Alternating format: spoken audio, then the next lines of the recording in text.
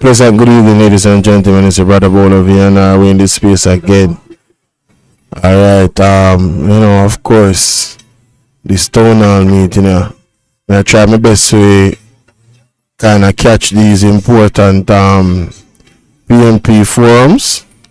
Michael Phillips, Mark Golding, the next Prime Minister, Dr. Dayton Campbell, Julian Robinson. See Julian Robinson on a regular basis, so it go. It's a serious town hall meeting this. One of the things them is that them don't really start on time. But of course, I like to be on time, man. I must tell you, man. Please like and share this video. Ladies and gentlemen, I thank you. So Manchester comes alive. Alright, at the Gulf View Hotel Mandeville. Alright, just give me a second there. Let me just orchestrate a little thing, alright? Yeah, man. 1 second, ladies and gentlemen.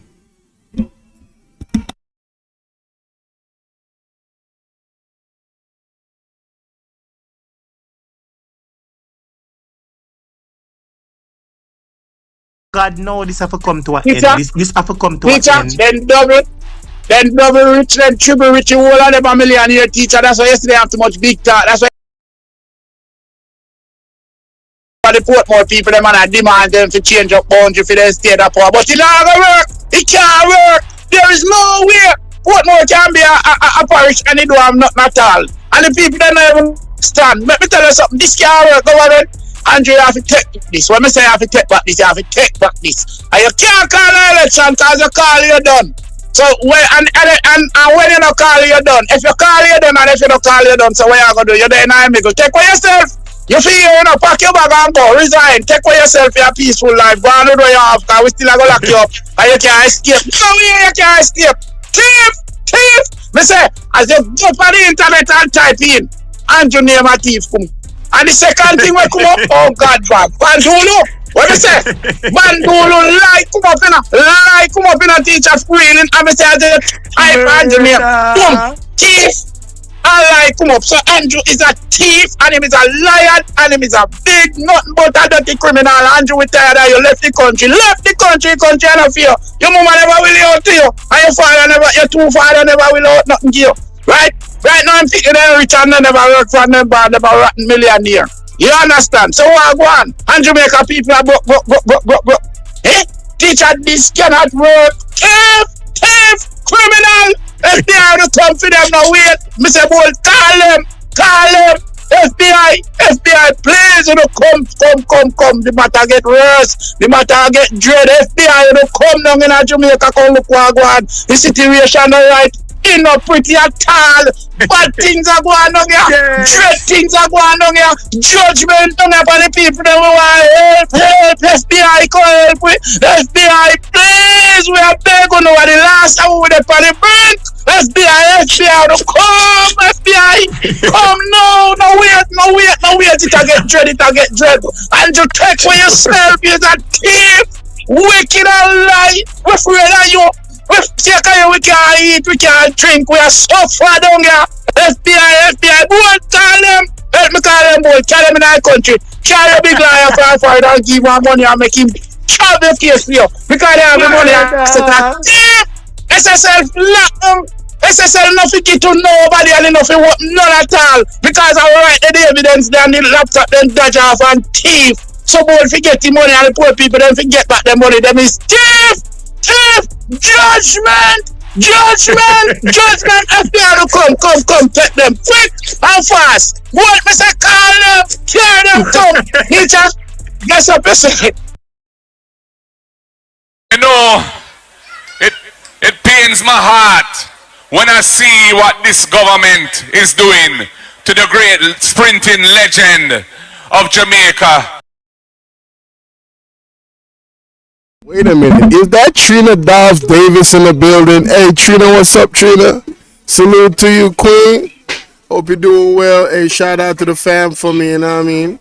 Salute to Memphis, salute to your peoples. You know, I was just looking at the chat. I'm sorry I took so long. I was just busy. Appreciate you, love. Hope everything is good with you and everything, you know what I'm saying? Big salute to you. Big salute to you. That's my day one. Lagos, what's up? Angela, salute. Oh, thank you so much, Angela. Thank you so much. I appreciate that. Love you back. Shout out to Sandra Plunkett watching from St. Mary. It don't start yet, you know, so I wait for them for kick off the thing. The Mario Dean situation. I am not very versed in that particular case, but what I've understood and learned is that this is the 10th year of that case, and I'm saying, my God, the 10th year. It took that long to settle that case.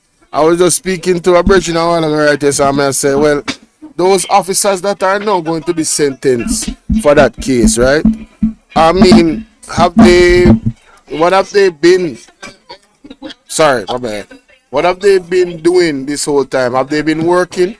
You know what I mean? And is that like the biggest conflict of interest? Like, you know what I'm saying? I have so many questions. And what did they lock him up for again? For a spliff? He was unalived for what? A spliff? That's crazy, bro. I don't even know. And I don't know. I'm just saying that this is what I've been told. And I'm like, if that's the case, then I need to go read up about this Mario Dean story, because, I tell people that I was not following up news and they don't believe me. You know what I'm saying? They really don't believe me. I wasn't listening to the news. I wasn't nothing. But guys, remember to hit that like button for me and share the live so we can get more people in here, spread the good news and let them know that we live over here. You know what I'm saying? Let me turn my microphone down a little bit because I think it's at $2,000. Let me turn it down a little bit. Yeah. Let me turn it down. Let me see. Patricia in the building. Blessings to you, love. Good to see you. Them claim to say them have some type of workers conference and award when I sent Elizabeth today. Yeah. And Jonas Douglas are present, but of course I am not. Let me see. Somebody just sent me a picture a while ago. Let me see what's going on here. Okay. Somebody just sent me a picture of the drills. They're looking up the drill them. Orthopedic drill. Okay. Orthopedic drill, 3,000 what is? Multifunctional surgical drill, 3,840. Micromedical electric spine drill, 4,100. And this is US, of course. The people do them research, brother. I like it. The people do them research. Cause I know socialists are not fool. I know you have to study to be approved, that's so. Which is right. I like it, people. I like it. Take us.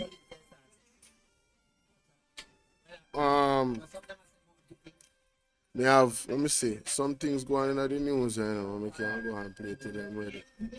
You understand? Yeah. Let's examine some things in the news, shall we? Big up Senator Scott Motley, though. She said something which deserves to be played. Let me go to Facebook. I saw it on Facebook. You know, I really. All right, 1 second. Here we go. People's National Party Media Unit. The following is a release from the People's National Party Media Unit. As a spokesperson on justice,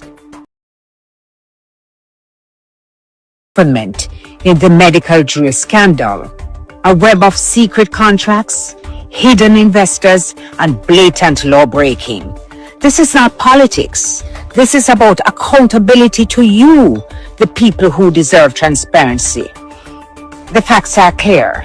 Meditech, a company tied to a JLP MP, is violating the Companies Act they themselves passed to avoid global blacklisting. They have failed to disclose who truly owns the company, ignored legal deadlines, and buried the truth about a shadowy person A, a silent partner hidden by court order since 2016. Who is person A? What power does he hold over $1 million medical contracts? Why does this government keep awarding Meditech deals while they break the law? This hypocrisy is staggering. The same JLP that warned Financial Action Task Force blacklisting would cripple Jamaica now lets their allies flout transparency laws, risking our economy and your trust.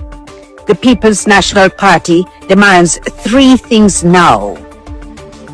1. Enforce the law. 2. Expose Meditech's true owners. 3. Stop all contracts with companies that operate in secrecy. Jamaicans, your taxes fund these deals. You have a right to know who profits. No more shadows, no more silence. It's time for answers. And visit our website at pnp.org. Why does this government keep awarding Meditech deals while they break the law? This hypocrisy is staggering. The same JLP that warned Financial Action Task Force blacklisting would cripple Jamaica now lets their allies flout transparency laws, risking our economy and your trust. The People's National Party demands 3 things now. 1. Enforce the law. 2. Expose Meditech's true owners. 3. Stop all contracts with companies that operate in secrecy. Jamaicans, your taxes fund these deals. You have a right to know. The People's National Party demands 3 things now. 1. Enforce the law. 2. Expose Meditech's true owners. 3. Stop all contracts with companies that operate in secrecy. Jamaicans,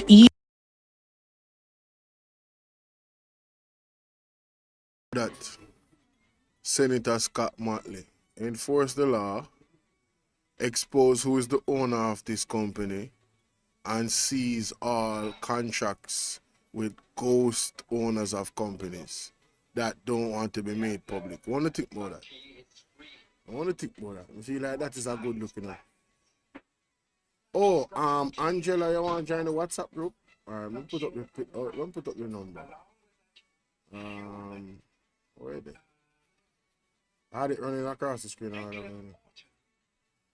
We never even plan to talk today. I just the forum I want to start for we just press play and watch. And listen. And while on the listen, I'm just talk to one in and chatting.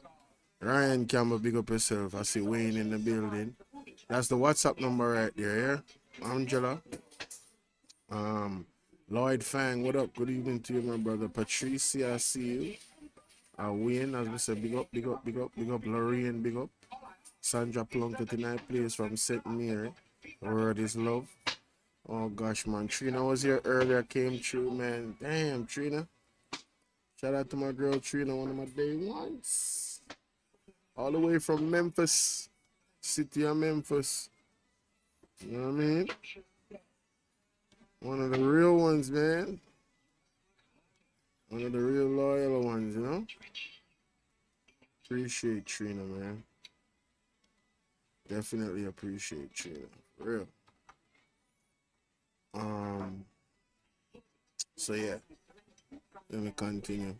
So those 3 things I think are really, I don't think that's real. That's just accountability and transparency at the end of the day. Uphold the law. You guys made the law. Why do we have lawmakers in Parliament that just continuously break the law? Like, they go against the Constitution, which is the highest law of the land. They make the law of they table the law of the Integrity Commission report, and then they want to remove it. It's like it's all different types of craziness with these people, to be honest. You know what I mean? So it's like, I don't know, man. Don't tell me that they're gonna start this thing 7 o'clock. Why do they even put 6:30 on the ballot? on the thing. If they're not gonna start, well, probably them have technical difficulties. Who knows? Anyway, back to this. You know, it this government is doing to the great sprinting legend of Jamaica, Usain Bolt. It is a disgrace.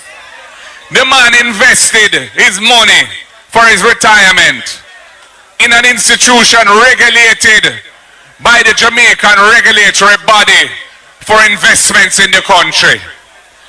And there was a massive fraud going on in there. Nigel Clark was Minister of Finance. When the report come to his office about the problems, he put the report in a cupboard and forget about it. Andrew Holness had money in there. And Andrew Holness take out his money before the thing collapse and leave Bolt and others to suffer the massive losses of, in his case, millions and millions of hard-earned US dollars that he raised through his exploits on the track to bring glory to Jamaica. What can go so? What can go so? Well, I am here to tell you that when we form government, no stone will be left unturned to chase down that money for Mr. Bolt and the others. No stone will be left unturned. This lackadaisical approach, dragging the thing out, we can't get any information. We want the reports. We want the crew reports to see what has happened.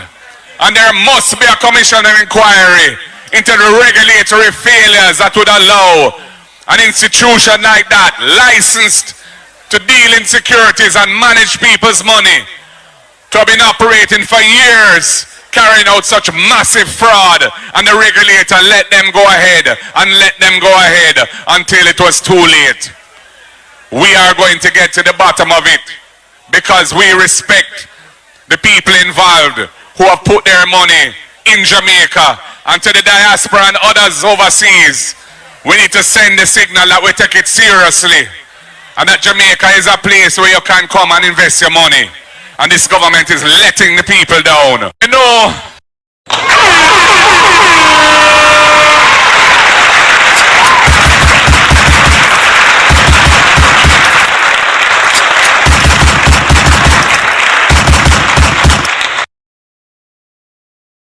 And sometimes I have to remind them, you know, you hear the commitment from the next Prime Minister of Jamaica. Understand? Alright, that brother I gonna get black forever. Goodbye. Just saw that coming. Nobody's going to come over here and disrespect the legendary Sir, the Right Honorable Dr. Alfred Dawes. Alright, I'm not tolerating it. The man is a patriot. The man is fighting for every one of us, including you, whoever you are, with that fake profile. Anybody here named Gamer or some crazy talking about dude with their name on this app, they are not, you can't take them seriously. Alright, you say Lorraine, you search too. Boy, everybody I do them research, me like it. I really encourage it. I encourage it, sir. Alright, one more thing more I have to look for. And by 7 o'clock it must start. That's what I'm sure about it. By 7 o'clock it must start. What the minister of education has said? What she has said? What she really has said, God? Let me hear this. Let me hear what she has said.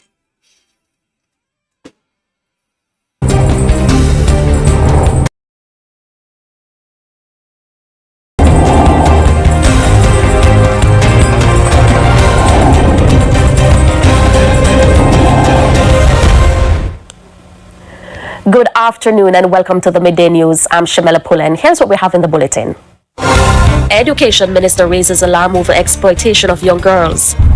Farmer arrested after major ganja bust in St. Mary. And later in sports, 2 names added to races Grand Prix. Now the details. Education Minister Dr. Dina Morris-Dixon has expressed deep concern over the exploitation of young girls in Jamaica. She says some of these girls are currently under siege. Speaking at Wednesday's post-cabinet press briefing, Dr. Morris-Dixon says the recent cases highlighted in the media are not isolated incidents. Minister of Education, one of the things that I have found in my conversations with guidance counselors is them talking about our young girls in our high schools talking about sexual violence against them in the home. This is not something that is just happening here and there. This is something that's happening across our country. It is a problem. Our girls are under siege. Yes, we've seen some instances where we've seen murder, but on a daily basis, our girls are being raped. Dr. Morris-Dixon says the situation is completely unacceptable and will not be swept under the rug. I remember when I was at UE and I was teaching, every office hours, or girls who are at UE studying, trying to make something of their lives, they'll come and they'll sit in your office and they will cry about what happened to them in their communities. It is happening way, way, way too much, and we don't like to talk about it, but it is real, and we have to talk about it if we're going to truly address the problems. And so the Prime Minister has told us that we can't stand by and have this happen and just let it be, oh, you know, we're just going to have some excitement about violence against women for a couple of weeks. We have to do what we can as cabinet ministers. Hey,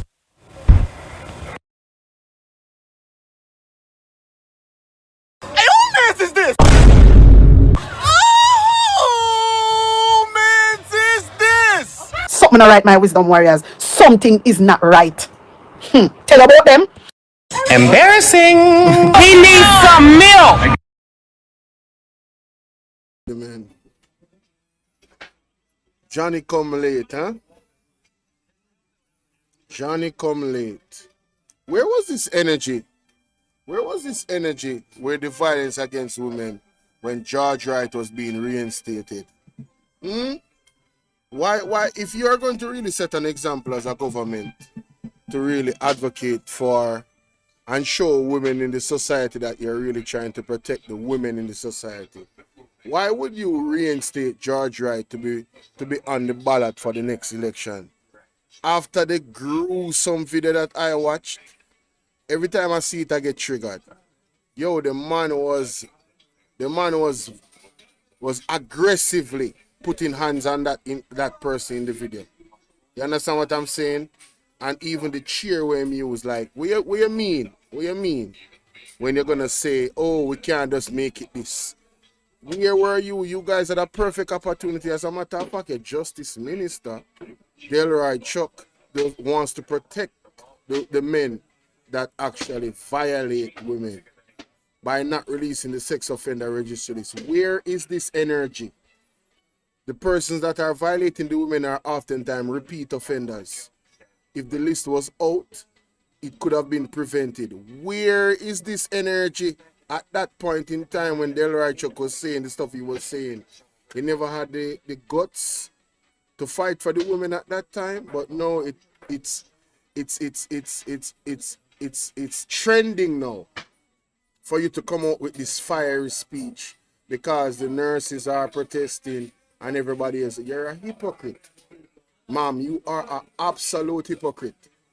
You understand? And that's my opinion, and I'm standing by that. Any one of you out of the JLP coming out talking about violence against women, you are all hypocrites. You guys stood by one of the wickedest gruesome act of that man.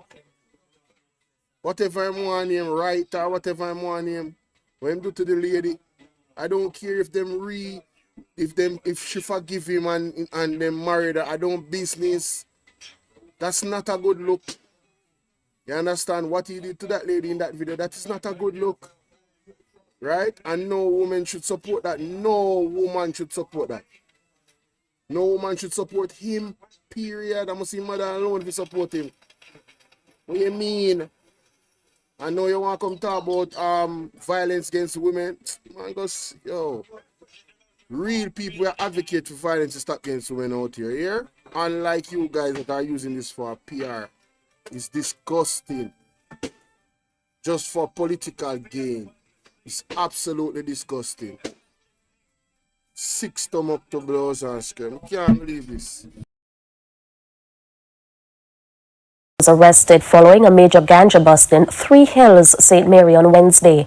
Around 5 p.m., police responding to a report became suspicious of the man. A search led them to a house where ganja plants were found hanging from walls and ceilings. 3 vehicles were also seized. The man is to be charged. The Agriculture Ministry is seeking to extend the school dairy production program to more rural institutions. Deidre Thomas explains. In a bid to boost local dairy production and strengthen food security, Minister of Agriculture Floyd Green has launched a comprehensive dairy production program targeting schools across the island. According to Minister Green, teachers and students are already milking the benefits. So our rebirth of the dairy industry is based on building a strong training core through our secondary schools. So what we've done, we've looked at schools that already have a history of dairy, like Elim, Sydney Pagan STEM Academy, and schools like Monroe and NCU, and we've provided some support. We've provided them with animals, we've provided them with new parlors. With the equipment now in place and training underway, students aren't just observing, they're actively participating in the process. We've provided them with mobile milkers, and as you would have heard from the principal here, their dairy is now soaring. They have a set customer that buys twice a week, that is doing value addition in terms of cheese. So we're going to do that. So we're looking to do that in 3 main areas: dairy, small ruminants, and freshwater fish. And in all of the areas, what we will do is provide some infrastructure support, provide them with the tools that they need to operationalize, get them up and running, have them have a curriculum that supports it, and then train the young people in that while making money. The initiative, valued at over 5 million Jamaican dollars, aims to make agriculture more appealing to young people while boosting national milk production. Principal of the Sydney Pagan STEM Academy, Milberta George Miller, believes that initiatives like this are game changers for the future of farming. That students get to appreciate this STEM methodology, the fact that they are doing this integration, they're doing these projects, they are learning from it, and it can be applied in the real world. So they are becoming problem solvers. And that is what we want to showcase about our program here. Deidre Thomas, TVJ News. Measles cases are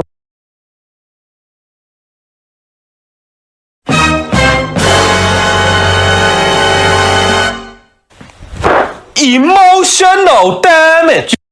What can go so?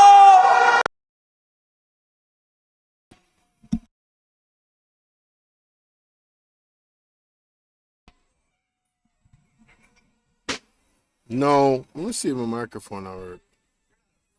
Now, ladies and gentlemen, what he just mentioned, isn't that the exact plan that the PMP rolled out in Parliament? Isn't that the exact plan that they rolled out? To make farming attractive again? Where was this energy for the last 9 years? All of a sudden, another Johnny come late moment. Where was this energy for the farmers for the last 9 years? We have farmers where come on TV and I show you say them lose so much pineapple. The pineapple industry gets sabotaged. The pineapple industry.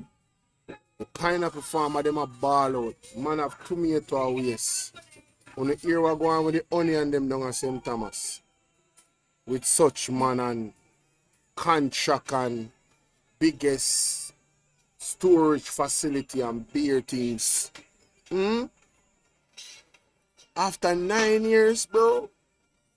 No one not talk about farming, bro. Man, you can't make this up, bro. You cannot make this up. These dudes is different. I swear to God, man. These people have no shame. Absolutely no shame. rising sharply across the Americas.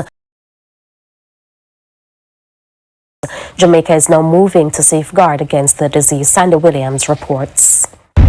Public health officials are bracing for a potential crisis following the alarming resurgence of measles in the United States, where more than 1,000 confirmed cases and 3 deaths have been reported. The growing threat has sent shockwaves through the region, as Jamaica's own immunization landscape has drastically deteriorated in the wake of the COVID-19 pandemic. Health authorities are particularly concerned about the thousands of school-aged children who remain unvaccinated against measles, mumps, and rubella. In the years since the pandemic, routine childhood immunizations have seen a sharp decline as many parents have avoided or delayed vaccinating their children. These gaps have left a vulnerable generation exposed to the diseases. According to the latest UNICEF State of the World's Children report, Latin America and the Caribbean have suffered the steepest drop in routine immunization rates globally, plummeting from 93% to a troubling 75% over the past decade. The Ministry of Health has launched a national verification campaign in schools to ensure every student is fully immunized. Our staff will be out there, especially the community health aides, looking for those babies that have not, according to our tracking registers, those who have not received the vaccines for whatever. Oh, I thought if I posted that video the other day where she said them ask the child if them vaccinated and in the school and them actually vaccinate the child without the parents' consent. Is this what is going on? I'm just asking. And parents, are you guys okay with that? It is said in the report that the child came home saying arm hurt him. I'm waiting on her to do a follow-up on that story, but that's crazy. And then there's other thing I heard about children having to get, being pushed to get insurance in school. And that was confirmed by another mother.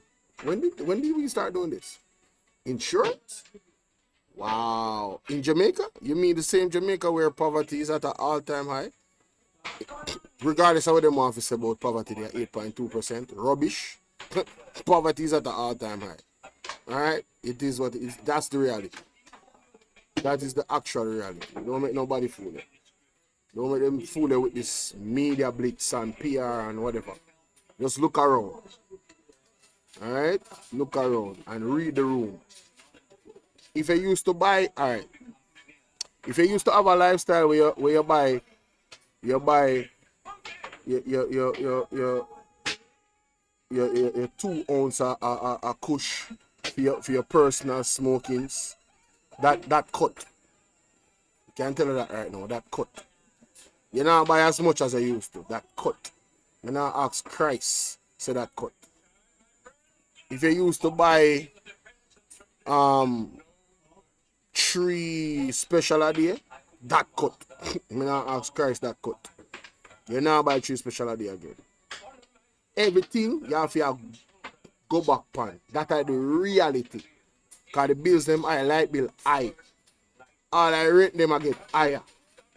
Water bill all I get high now. I don't even know what go on in the water bill. You see me? If you want cable, you know so that I want extra thing again. They have cable and internet. Just look on the bills them. Food, they don't bother talk about food. Food are one game where you play in Jamaica where you do like a hopscotch, like, alright, now I get this week, I'm gonna get that week. I'm gonna get this today. If you used to eat rice and peas and chicken on Sunday, the kind of you go dial it back, you probably eat porridge for some people. It is what it is. It's just the truth. You see me? So, I don't know what them people are talking about and which reality them are living in, but I know the reality of people in Jamaica. Can I tell you that right now? It's not the reality of Jamaica them are living. On different reality. You see me? Man, I don't know, man. Something going on, bro. Let me pass this thing because I don't want them to talk about no more joke for me something. Alright, so we're going to St. Mary Manor now. Alright, good. Mixed feelings in flood-prone Bailey. The mayor cites hurricane prep, but residents remain wary. We cannot do anything about the hurricane and the earthquake and so on. We can certainly do something about the flooding. And that's why a drain that residents say has not been cleaned for over 20 years is finally being cleaned today. It's been the source of flooding and devastation. As soon as there's a torrential shower or anything, we have to be worried because all the debris from the road and elsewhere are coming in. And there's like maybe 3 other drains leading into this main one. Pigs get washed away, chickens get washed away, fowl coops get washed away, people, even my house furniture washed out. mud up and stuff like those. The residents had written to me via letter and also as signatories of all the household complaining to the Municipal Corporation the plight that they have with the prospects of the hurricane season coming this year again and the flooding. The mayor says it's part of major drain cleaning operations across the parish, which are expected to be completed before the end of May, in time for the June 1 start of the hurricane season.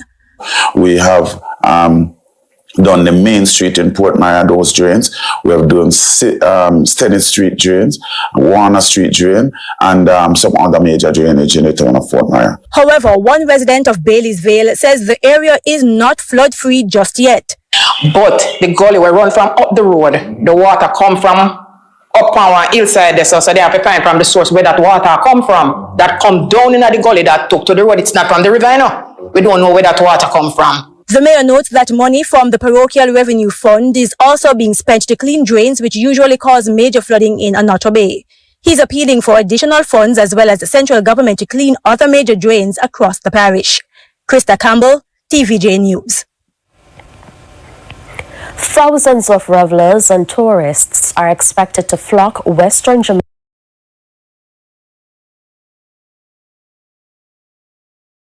And blame both administrations for. One drain not clean for 20 years. 20 years. Them think they are slackness, no people. 20 years. The drain them for clean every 4 months. Every 4 months, drains are to be clean. Alright, let me tell you why. And you can do it in a one way where you work with the hurricane season. So in a May to early June, you clean the drains them. You can do it even early June. Then you do it 4 months after that. Then 4 months after that. Right? So you do it 3 times a year. Yes? 3 times a year clean all drains in Jamaica. Have a contract, right? For that all around Jamaica. Like all at once. All at once the drains are being cleaned. Strategically placed at a time where there's no rainfall and it's kind of dry or whatever. But seriously, another thing that needs to be done in Jamaica in terms of cleaning, the light wires them. I don't know who is responsible. But the light wires them and the trees them, yeah, them they need to cut regular. 3 times a year, same way. So it's when storm come, we now have this bag of damage, a tree a drop down on the line them, and then people now have no electricity and them something. You see what I say? Boy, I don't know what's going on, but just say it needs to be done and moderated. Whoever they in a power, this is something where 2 party them need to clean up. We can't have a drain them dirty, brother. You know, so right now, I pass one drain out there and I look at me and say, but when a certain MP did that MP, you know, no joke, you know, that drain they when I clean regular, you know. No, when me look, me not see nothing not clean. Me I say, wait, oh, the place looks so. Me I talk about all tree are growing and big old sitting. Tree and all type of thing are growing there. You understand what I say? Yeah, deal. No man, we don't do we don't do that already, man. Yeah, this a man, yeah. This a man, you see me, I'm mother, you know. Yeah, man, we don't do that already, but we don't on the life right now still. Respect, yeah?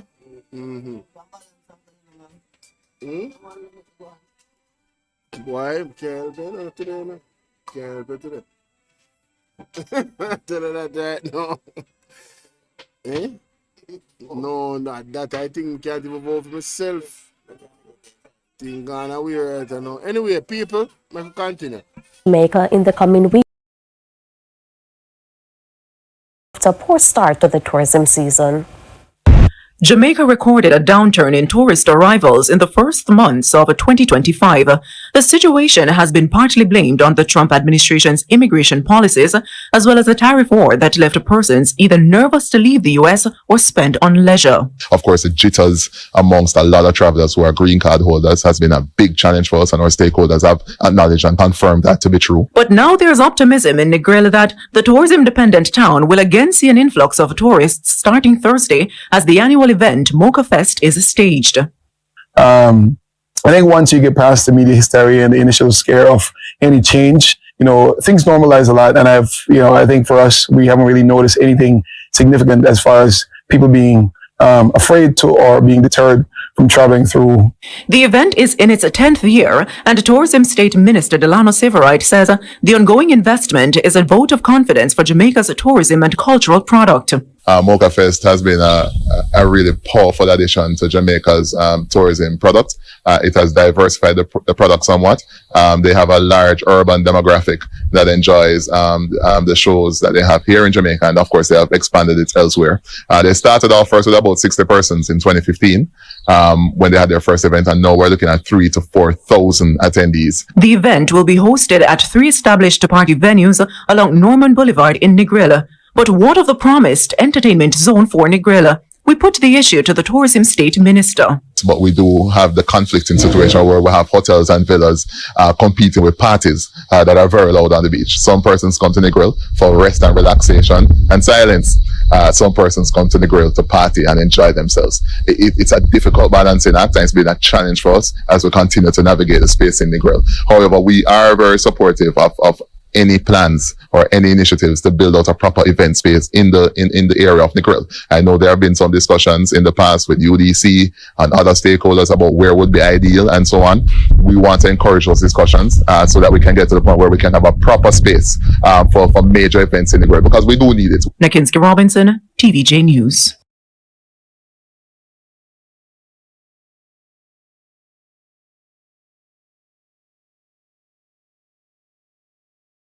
We're talking about the impact on the tourism industry, and there was so much denial around it.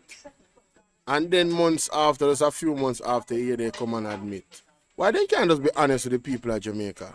I really don't get it, But anyway, Junette, what's going on? She said, good night, beautiful people. Be safe. Stay safe out there.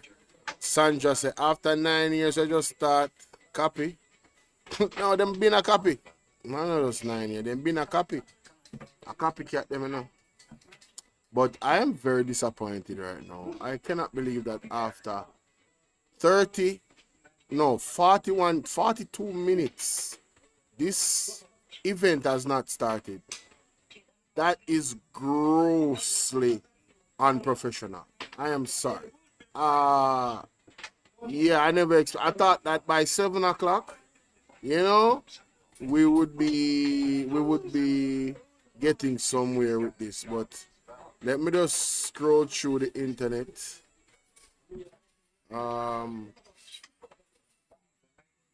Yes, let's hear this. Discover a simple yet brilliant hack to cool your home in just 90 seconds. It is about to change the way Americans Attack for the press. Well, me people. Blessed and blessed good day to you, my wisdom warriors. In good spirit. Well, a Jamaican teacher is behind bars and facing the possibility of being deported to the island after allegedly showing nude photos of himself to one of his students in Florida, United States. Jonathan Rowe, 45, a math teacher at Explorer K8, is charged with distributing obscene material. What the hell? Oh my God, no way. What did you say? Hey, bro, come on now, dog. Come on, man. What? Bro, what are you talking about, man? Showing nude photos of himself to one of his students in Florida, United States. Jonathan Rowe, 45, a math teacher at Explorer K8, is charged with distributing obscene material to a minor and using a two-way device during the commission of a felony. My wisdom warriors, when I hear them something here, Jamaica teacher jail in US for allegedly showing student nude photos. Me people, when I see this, me say, mighty God of Daniel, then things say, when them do these type of things in a foreign, they can get away with it. Foreign different from Jamaica. And these people need to understand these things. In a Jamaica, you can do a lot of things and get away with it. You hear me? But when they are foreign run different. My wisdom warriors, the thing women don't understand with some Jamaican people, yeah? And not even say Jamaican people, are the labor right them, yeah? Come and know them from afar. My wisdom warriors, can you believe say somebody come underneath this and comment? Got to know the full story because these foreign kids are promiscuous. When you hear what this person say, my wisdom warriors, she got to know the full story. She need to know the full story. You can't believe them something here. And hear what the next person said to this person. Them love man like dogs, so I second you with this one, unless it was a prep school. When you hear them something here? What can go so? What can go so? What can go so?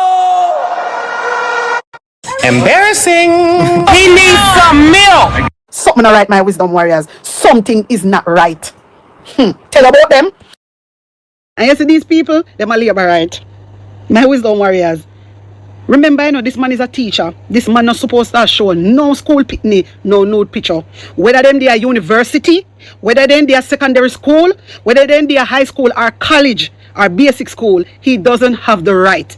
So, Miss Lady, when uno labor writer run out and talk about uno need to hear the full story, you are disgusting. Seriously. My wisdom warriors, it is a reason, you know, why me are showing you these things, for showing you how the labor right them pre. That's why me are showing you this, you know. That's why me are showing you this. Me I tell you, man. Can you imagine? Can you imagine? So that means, say, if they love man like dog, that means, say, the man for show them, the man have all right for show them the nude picture. Cause that me I get from it.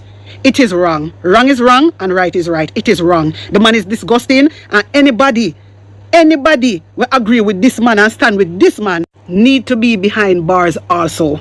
Yeah, them need for the behind bars.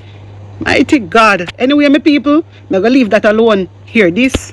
Me I scroll on Instagram and I see that Footer High post this. He said, honestly, it's time for Jamaican politicians start going to prison.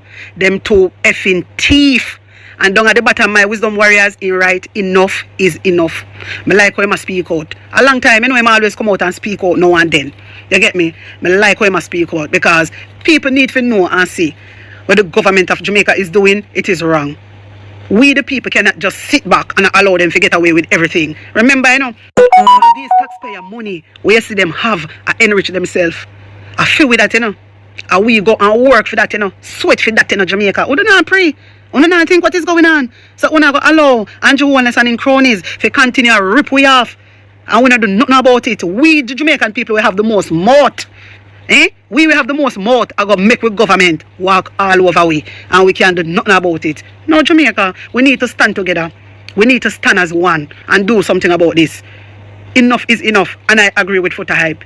Anyway, my people, I want to take in Dana Matley because she come out and she had talked about the drill scandal. Because right now, everybody is upset. We're not happy with them. You get me? We're not happy with them. And all now they not come out and answer to nobody. Because feed them money. I must feed them money.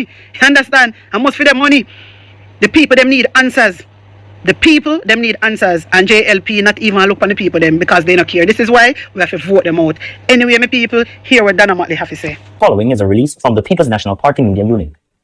As a spokesperson on justice, today I demand answers from the JP government in the medical drill scandal, a web of secret contracts, hidden investors, and blatant law breaking. This is not politics. This is about accountability to you, the people who deserve transparency. The facts are clear. Meditech, a company tied to a JLP MP, is violating the Companies Act they themselves passed to avoid global blacklisting. They have failed to disclose who truly owns the company, ignored legal deadlines, and buried the truth about a shadowy person A, a silent partner hidden by court order since 2016. Who is person A? And of course, what power does the he? General himself, Dr. Dayton Campbell, for his steady hands. I see some familiar faces in the audience tonight. I see our mayor from Kingston, Councillor Swaby, Mayor of Kingston, is here with us tonight. Nice to have you. I see our former mayor of Manchester, Miss Brenda Ramsey, who is in our audience tonight. I see Mr. Winsworth Skeffrey in the audience, and Mrs. Carleen Thompson also in the audience. Mrs. Carleen Thompson, my friend and colleague and constituency secretary for Central Manchester. I see Mr. and Mrs. Tony Freckleton in the audience as well, and our councillors for Manchester. Please stand and be recognized. Give them a round of applause. Hardworking Central Manchester, South Manchester, Northwest Manchester, and Central Manchester. And Northeast Manchester. I'm saying Central twice because maybe, is it 4 out of 4, Mayor? I'm just checking. Now, the People's National Party is firmly committed to transforming Jamaica into the ideal place to live, work, do business, invest, raise families, and retire. Indeed, we're in Manchester. In pursuit of this overarching goal,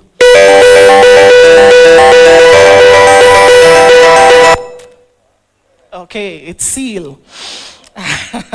In pursuit of this overarching goal, we recognize the growing need to both share more information with the public and actively seek their feedback on the vision, plans, programs, and projects being developed for their benefit.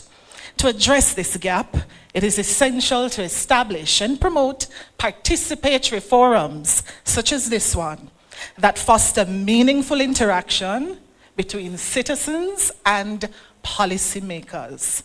The next People's National Party government intends to be inclusive in our approach to governance and commits to ensuring the ensuing terms in government is a partnership with the Jamaican people as we travel the path to development together.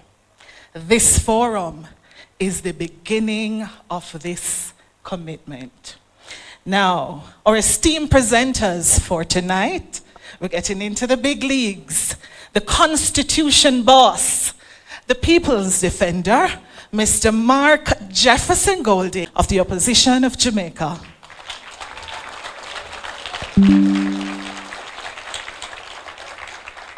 Mr. Mikhail Phillips, Member of Parliament for Northwestern Manchester and Shadow Minister of Transport and Mining. Mr. Julian Robinson, my friend, the money man. I'm not setting you up. Member of Parliament, Shadow Minister of Finance and the Public Service. And because there's one general in town, Dr. Dayton Campbell, General Secretary, Shadow Minister of Agriculture, Fisheries and Rural Development. Without further ado, we pause to recognize the Lord's presence with us this evening. And we invite Reverend Dr. Paul Blake Jr., who is the Senior Pastor of Grace Community Fellowship in Harmons, who will lead us in prayer.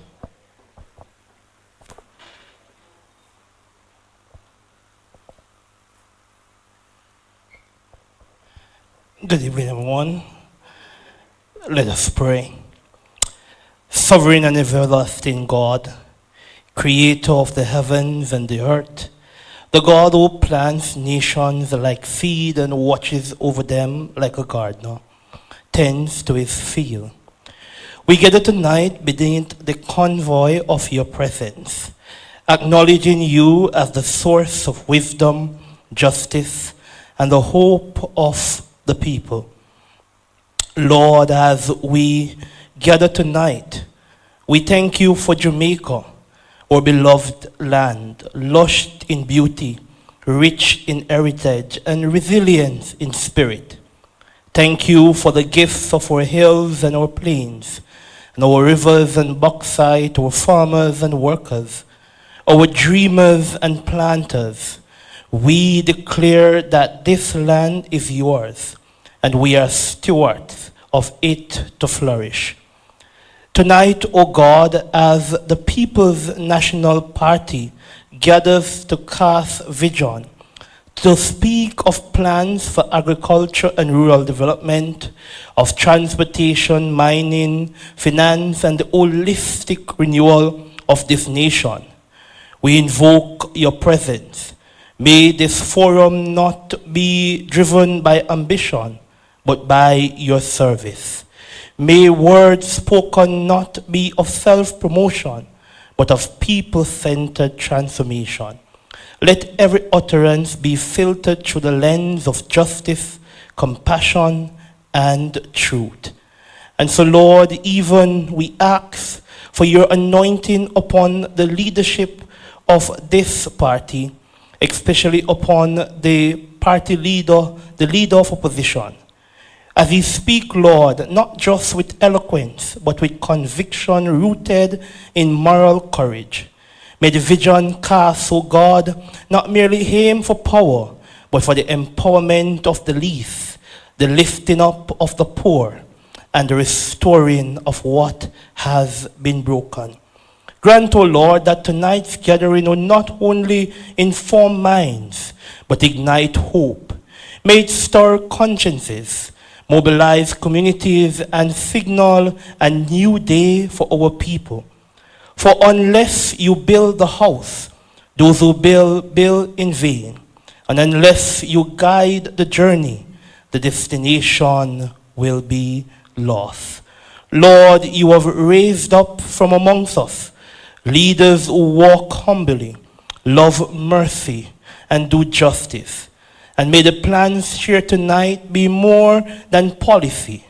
May they be a covenant with the people, a promise of equality, sustainability, and peace. Bless every speaker, everyone in attendance, every listener, and every soul that hunger for change. And let your righteous rule down like waters, and your justice like a mighty stream over the length and breadth of Jamaica. It is in your name we pray and ask. Amen.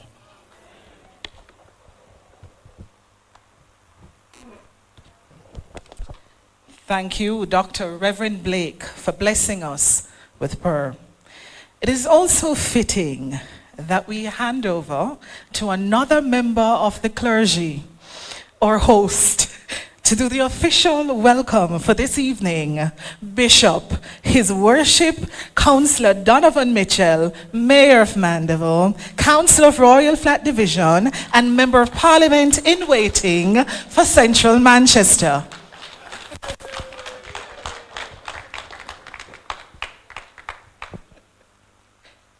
Boy, I almost asked who she's talking about. No, but Bryce is here, right? I hear his voice. I begin by extending a warm and special welcome to our party president, Mark Golding, Jamaica's next Prime Minister. Dr. Dayton Campbell, spokesman on agriculture and rural development. Julian Robinson, spokesman on finance and the public service. And Michael Phillips, spokesman on transportation and mining, who are our speakers tonight. But it will be remiss of me not to look in the crowd and I see Peter Bunting, the candidate for South Manchester. I'm looking. Valwint, where are you? Oh, you just come in. He's a candidate for Northeast Manchester. And you know, MP Phillips is still the candidate for Northwest Manchester. And they say you must not blow your old trumpet, but when the next elections are called, you know who will be at Central Manchester.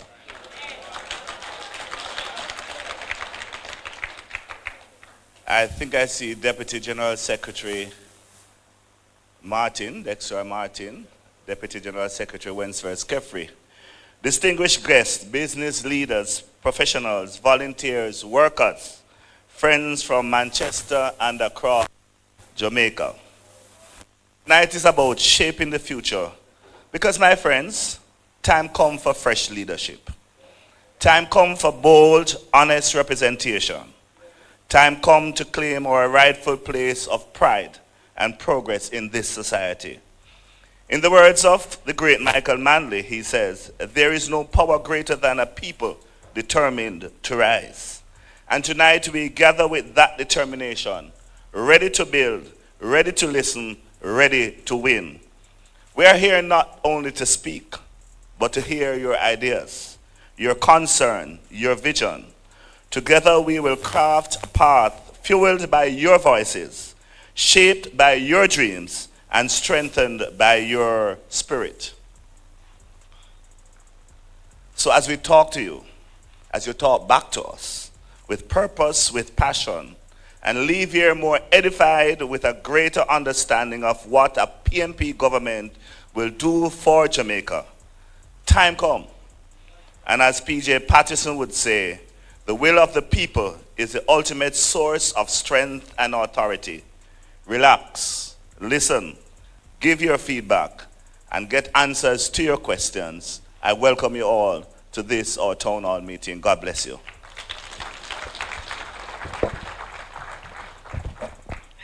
Thank you, Mayor. Donovan, I want on one hand, no, Mayor, too quick. I want you on one hand to tell the audience how many children you have. Okay, let's move on. Donovan, thank you for your warmth. We'll now take greetings from South Manchester, which will be offered by Senator Peter Murcott Bunting, Shadow Minister of Citizen Security and Productivity, and MP candidate for Manchester Southern, my former boss. The real boss, right? Thank you, Trish. Distinguished panelists, distinguished guests, ladies and gentlemen, comrades and friends. It's my pleasure to bring greetings here this evening. We meet at a time in history when the objective deterioration in conditions in Manchester and Jamaica are evident.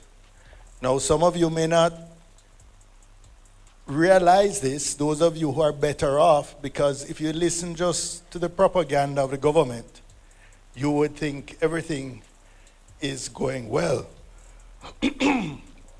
Unfortunately, no, I'm good, thanks.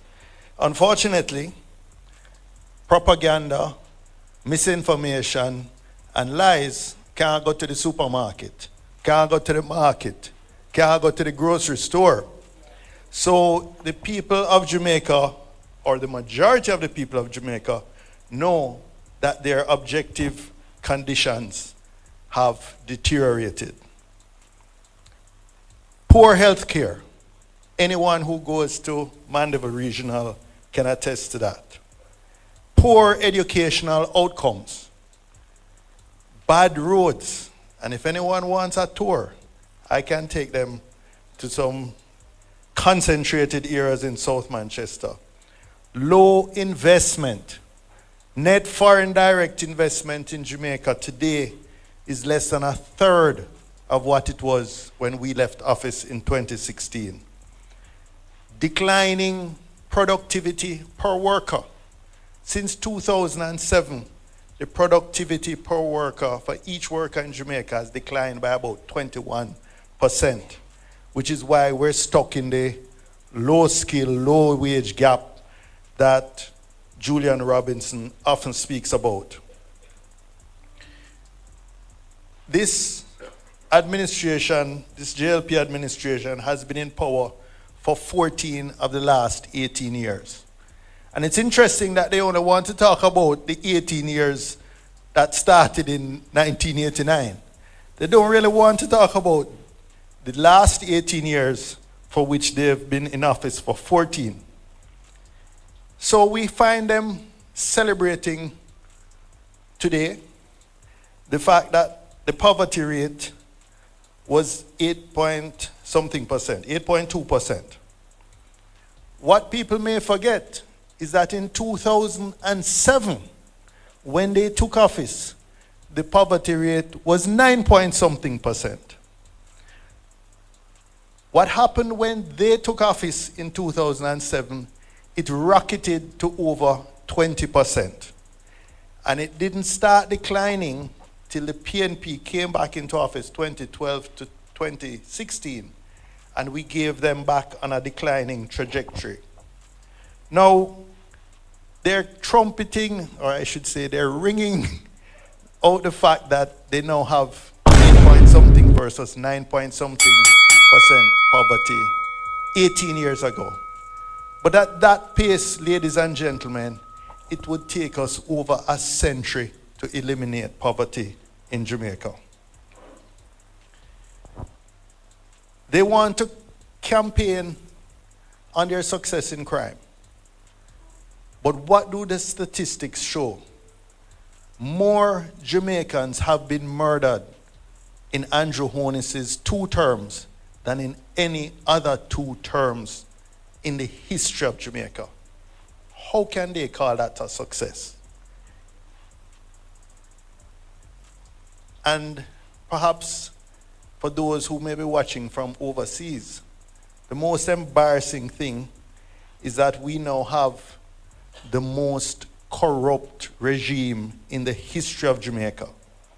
The Prime Minister's integrity returns cannot be certified year after year.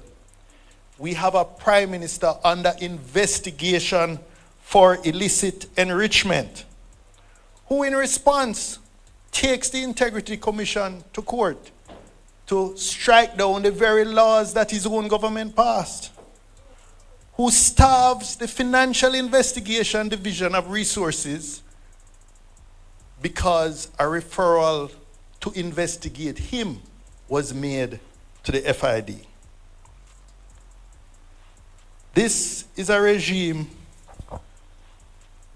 that goes so low as to thief fertilizer from the peasant farmers. Embarrassing! From school picnic.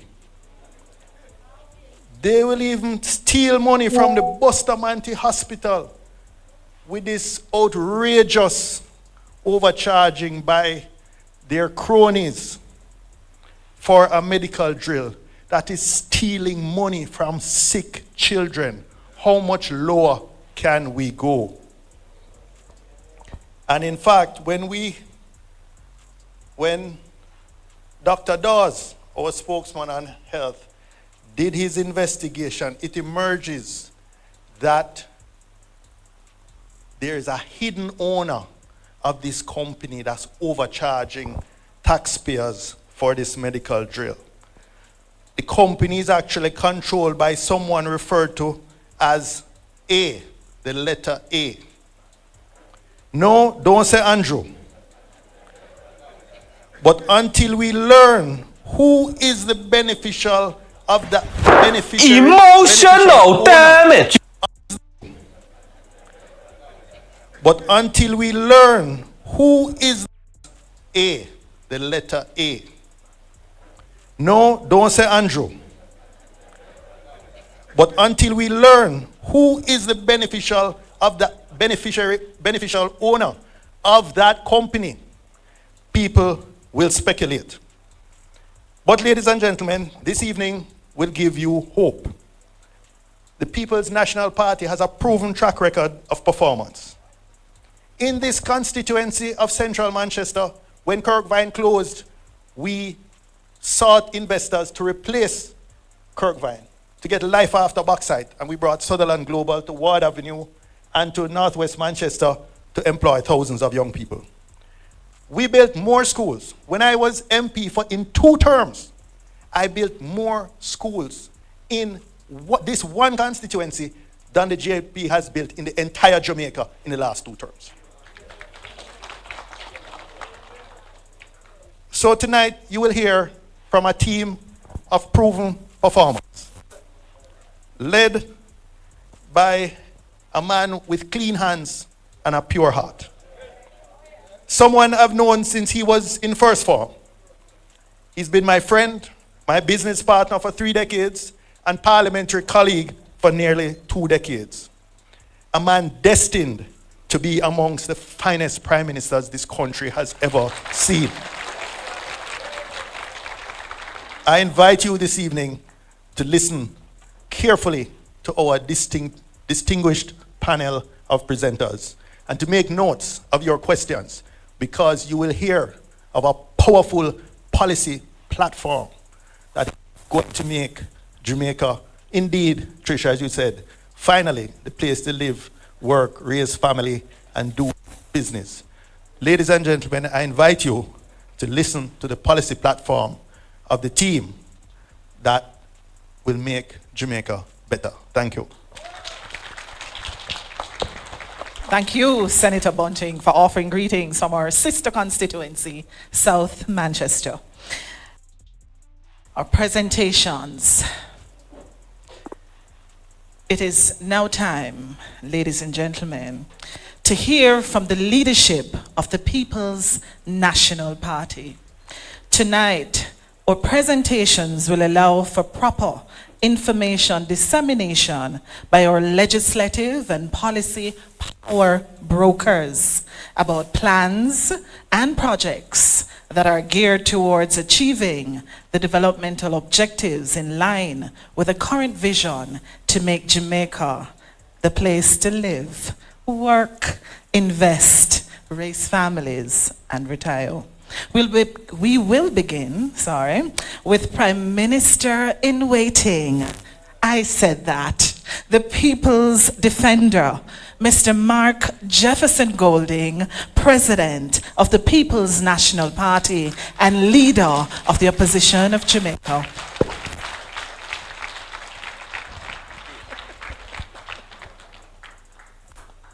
Thank you very much, Trish. Colleagues on the platform, candidates, former members of parliament, and MPs in waiting, mayors, Kingston, Manchester, officers of the party, ladies and gentlemen, comrades and friends. It's wonderful to be here in Manchester this evening, and this is the second in our series of town halls, as we call them, which are opportunities really for the People's National Party to demonstrate in practice what we mean by participatory democracy and consultation. So we have created these opportunities where citizens like yourselves can come and hear what some of our plans are, and we will get the opportunity to listen to you, your questions and thoughts afterwards, which are very valuable to us and will help us to further develop and refine our own ideas. And this is really how democracy is enriched. Democracy is not just about elections every 5 years, but it's about engaging with people on the issues of national concern or local concern, so that the input of the people, their concerns and their thoughts and their solutions can be brought into account in developing policy and programs which will ultimately be rolled out for their benefit. I am going to talk on a few matters tonight, and you'll be hearing from my 3 colleagues on some other portfolio areas as well. And I wanted to say something about education, because we are in a situation in Jamaica where, as Peter Bunting has said, low productivity is a problem. And the productivity of our workforce has been in decline for many years. And in fact, since 2007, we've heard that the output per worker has fallen by 21%. And it's very difficult for an economy to grow and for wealth to be created for our people if productivity is falling. And one of the main reasons or causes of low productivity is the underperformance of the education system and the training system of the country. And we know from various studies that the situation that Jamaica finds itself in now is one where at the primary school level, over 30% of our primary school students who leave primary school to enter secondary school cannot read and write, cannot do simple, basic arithmetic, and cannot understand passages written in plain English. So this is a huge problem. It is not that those children are not bright, but they are lacking the benefit of an education system and a wider system of support which enables them to reach their potential. We cannot develop a nation where we are faced with those kind of statistics. So we are very concerned about that, and we have come up with some policy proposals which, for example, we know that investment in early childhood development is a critical element in this, and we intend to look at that very carefully to ensure that basic schools are strengthened and that, if necessary, more of them will become infant schools, where the state has a much more critical role in the life of those schools, so that when children are entering the primary school system, there is a better chance that they are ready for the curriculum of primary school. And we know at primary school and secondary school, absenteeism is a big problem. And if you're suffering from learning loss because you're not attending school 5 days a week, that really adds up and creates a deficit in your ability to handle the work and learn what you're supposed to be learning.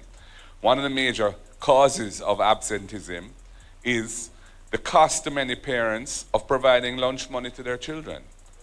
And we have said this is unacceptable.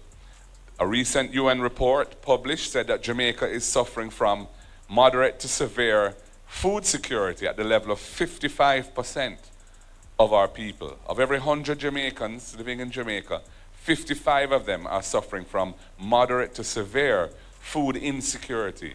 That means they're not getting the nutrition they need. They're not either not eating the necessary number of meals, or what they're eating is not healthy food.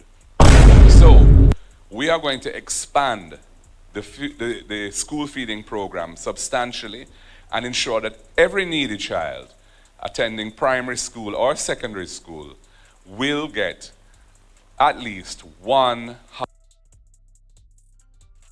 hot, nutritious meal every day. And that is a commitment of the People's National Party. And our intention is to expand that to include breakfast as well, as the economy improves and fiscal space is created. But we are starting with at least one hot, nutritious meal a day. We know that there is another cause of absenteeism, and that is the cost of transportation, especially for rural school children who may have to take bus or taxi, and they don't have a state-subsidized system. Presently, I believe on the path, around 7,500 students benefit from a subsidy on transportation costs. We are going to expand that substantially to 20,000 households will get that benefit for a student every day, and in the form of a weekly subsidy that will go towards reducing the transport costs that they have to bear. And it's going to be a meaningful amount that will substantially cover the cost of going to school and coming back every day of the school week. And we are going to expand that again to the point where we're covering everybody we need to cover as the economy improves. But by starting with 20,000 vis-a-vis what is now on offer, it will be a substantial improvement. We also recognize the importance of tertiary education in terms of offering opportunities for wealth creation for people. And we recognize that in families where they have not had anyone who's attended a tertiary institution, whether it be a university or a college, the chances are that poverty can be handed down from one generation to the next in that scenario. So we have come up with the First in Family program, which is a scholarship that the state will provide to any child, or any student who qualifies for a tertiary institution, whether it be a university or a college, if they are from a household where there has never been a university tertiary graduate before. So if you're going to be the first person from your family to attend university or college, you'll get a full scholarship from the government. And we think this is going to be transformational for those families, because the student who gets that benefit will no doubt enter the job market with the benefit of that, and will be in a position to help their siblings also step up the ladder. And so we see this as a transformational measure in terms of getting people out of the trap of poverty. For Student Loan Bureau, we have a special mix of ideas that we intend to implement. Right now, we know that for many students, especially from low-income houses, there's a lot of concern about borrowing to invest in their education. Because if they end up not getting the job that they were hoping for, and they struggle with the loan payments, what has been happening is that the Student Loan Bureau has been outsourcing to debt collectors to collect on these loans, and they end up sometimes having their name in the newspaper or being harassed by debt collectors. So we want to give some of those students a fresh start. And we've said, if you're in a situation where you're a student loan borrower and you have found it difficult, you've come into difficulties financially to maintain your payments, we are going to offer you an amnesty, and we're going to waive all past penalties and arrears interest and allow you to bring your loan current, the principal of it, and continue to be on the track from there. But more importantly, going forward, we are going to cap your monthly payments under your loan at a percentage of your actual income, a manageable percentage of your actual income, so that you know that your loan payments, whatever your job may be, will be something that you can manage without having to eat up most of what you're earning to service your loan. And furthermore, if you fall into a period of difficulty, whether it be unemployment, for example, we will allow those payments to be suspended, and for that period until you get back on your feet, and the payments which you have missed will be tacked onto the back end of the loan without penalties or interest, extra interest on that. So this is something what will encourage young people to invest in their education, because the terms of the loan will be designed to make it as user-friendly and borrower-friendly as possible. We are also committed to taking all taxes off of laptops and tablets for students and teachers, so that devices are more affordable. And we also want to provide additional support for students with special needs, which is a growing area and an area which is grossly underserved. We need to really put more resource in that area so that the diagnostic tests can be done and we can find out what difficulties there are early and put them on the appropriate pathway to dealing with their condition. So the school feeding program that we have come up with, we're calling it EASE, and the subsidy for rural transportation for students, we're calling that the RIDE program. I'm going to say something about healthcare. And we know that the situation with healthcare in the country is very troubling. In fact, it has reached the point where it's really hurting the economy of the country, because we may be aware that early last year, January, February, the US issued a travel advisory about visiting Jamaica. And for the first time, it wasn't just crime and violence, which has been something they have been focused on for many years, but this time they added worries about the state of the healthcare system and the ability to get access to proper healthcare if you have an accident or fall ill when visiting Jamaica. So healthcare has real economic implications for the country, because since that advisory, the number of visitors coming to Jamaica has been falling, and the revenues of the hotels have been falling. So it's impacting our foreign exchange earnings and the profitability of our hotel sector.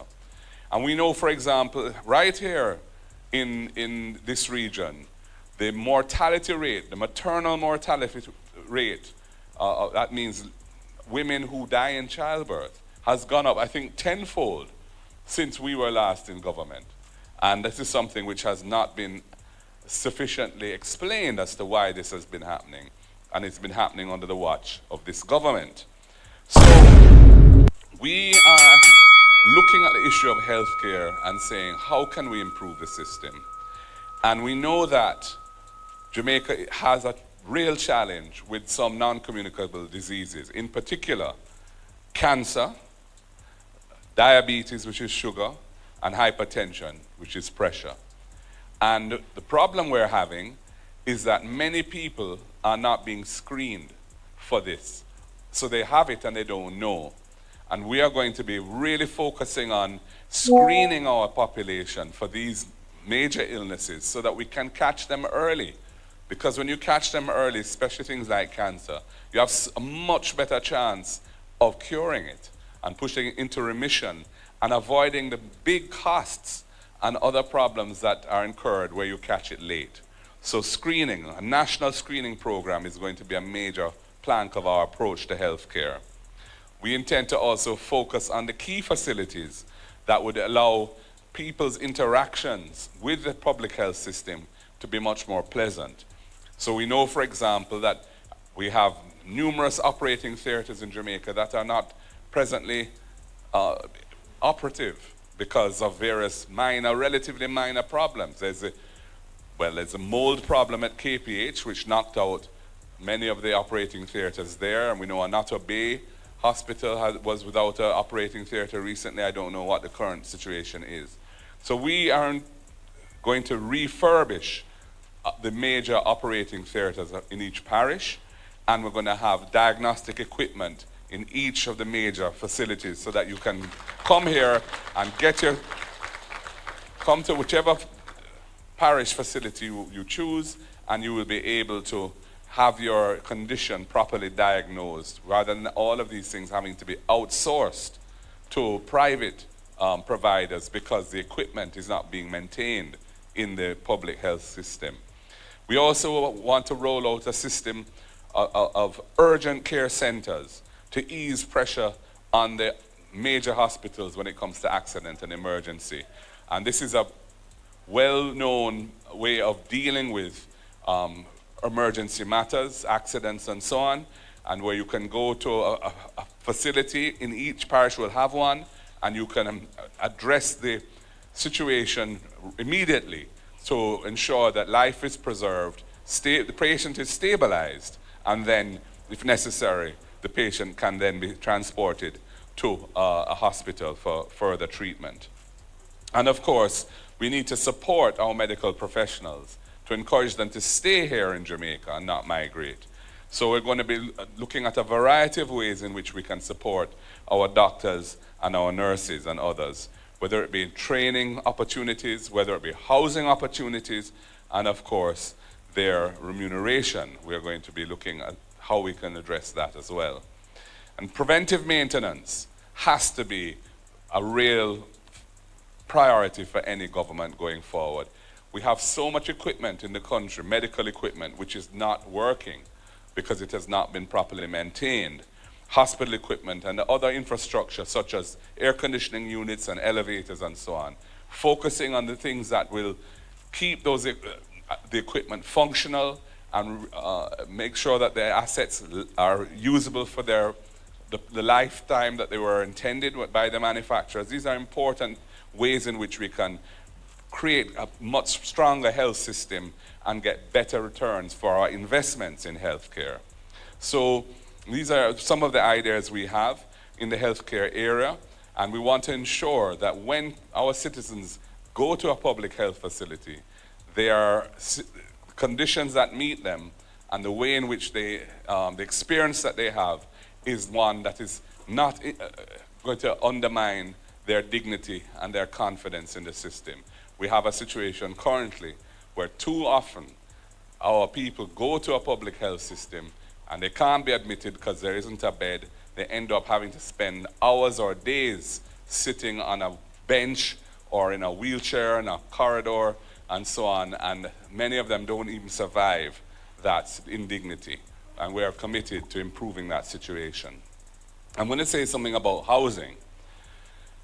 And housing is very important because we're faced with a situation here in Jamaica today where there's a huge unfulfilled demand for affordable housing in the country. We have had real estate development over the last 10 years, but the real estate development that has gone on has really been for the benefit of those who are in a position to afford a house that is upwards of the 20s to 30s to $40 million. And many of our people don't have the wherewithal to access houses at those prices. So we estimate that we can, if we're very serious about it and focused, build 50,000 affordable houses over the next 5 years when we're in government.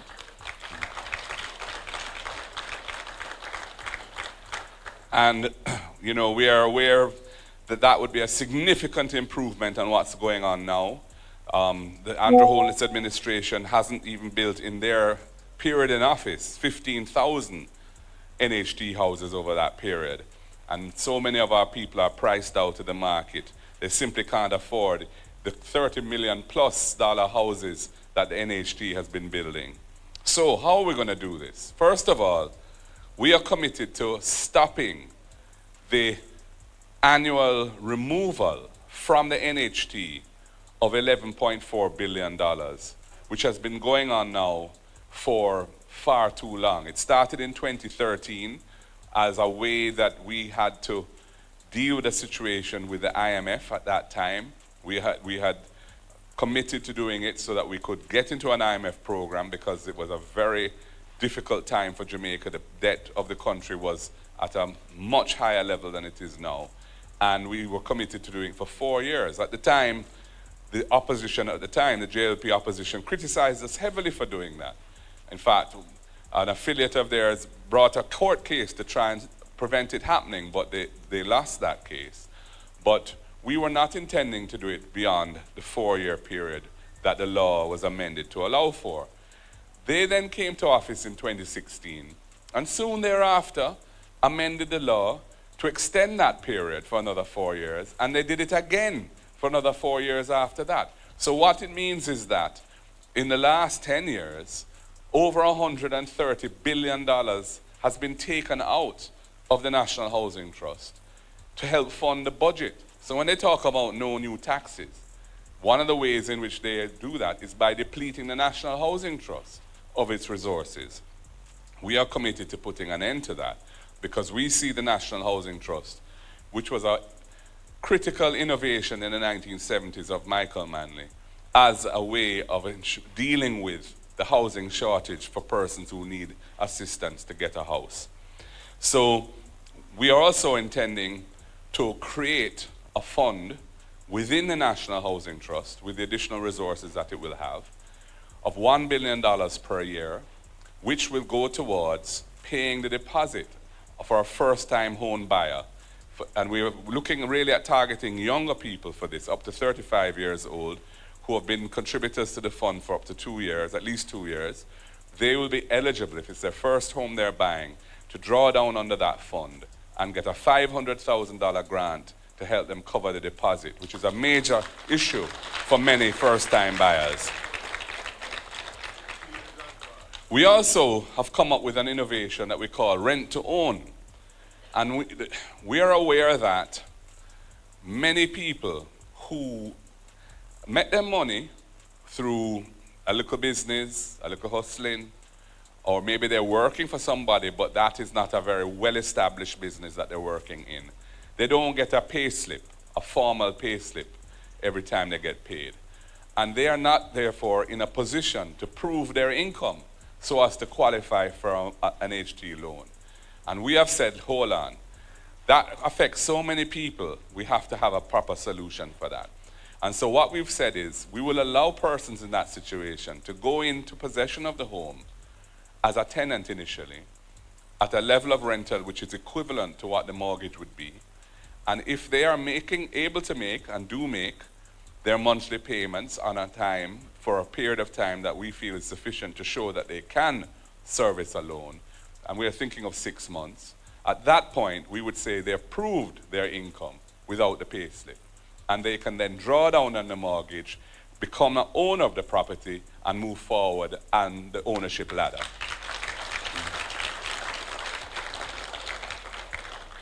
We also want to offer persons who are purchasing a home using NHT funding, we want to offer them an opportunity for a 3-month moratorium after they draw down on the mortgage, because we know that currently they have to start making payments right away.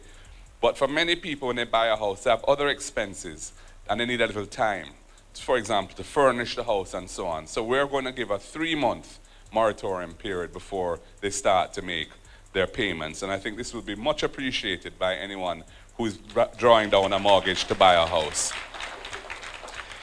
And very importantly, because of all the money that has been taken out of the NHT over the years, last 10 years in particular, we are going to identify public lands that are suitable for housing, not arable lands, lands that are suitable for housing.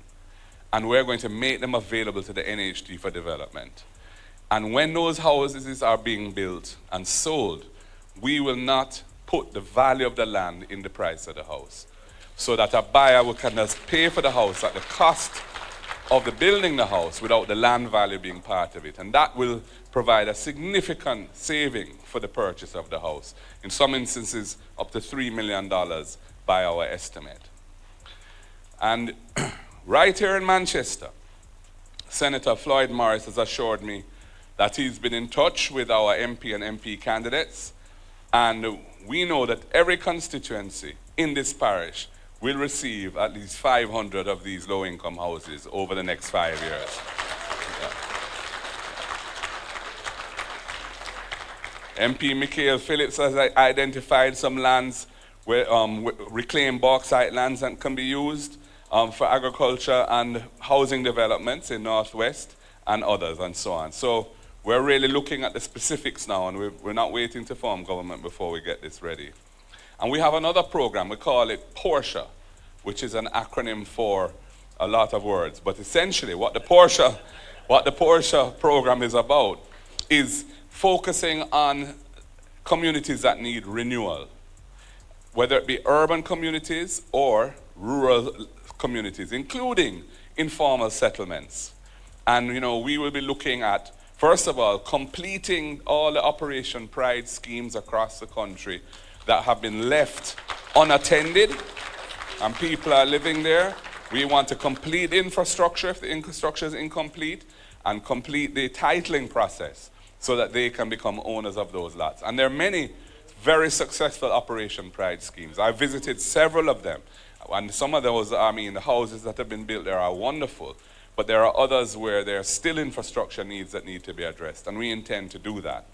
But we'll also be tearing down zinc fences and building concrete walls and chain link fences, and we'll be improving sidewalks for senior citizens and persons with disabilities. And ladies and gentlemen, another area that I want to touch on quickly relates to values and attitudes and the moral compass of the nation.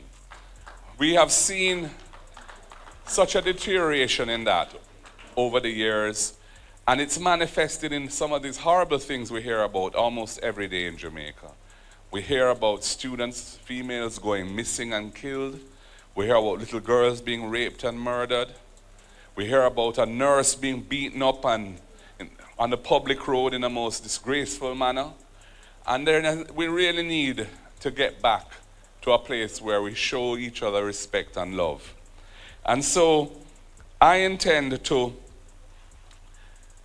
promote a movement that will be led by civil society and the churches and any other well-thinking Jamaicans who believe that this is an important issue, where we're going to be promoting the kind of behaviors and attitudes towards each other that can make us a more loving country, a more caring country, a country where people want to stay and to live.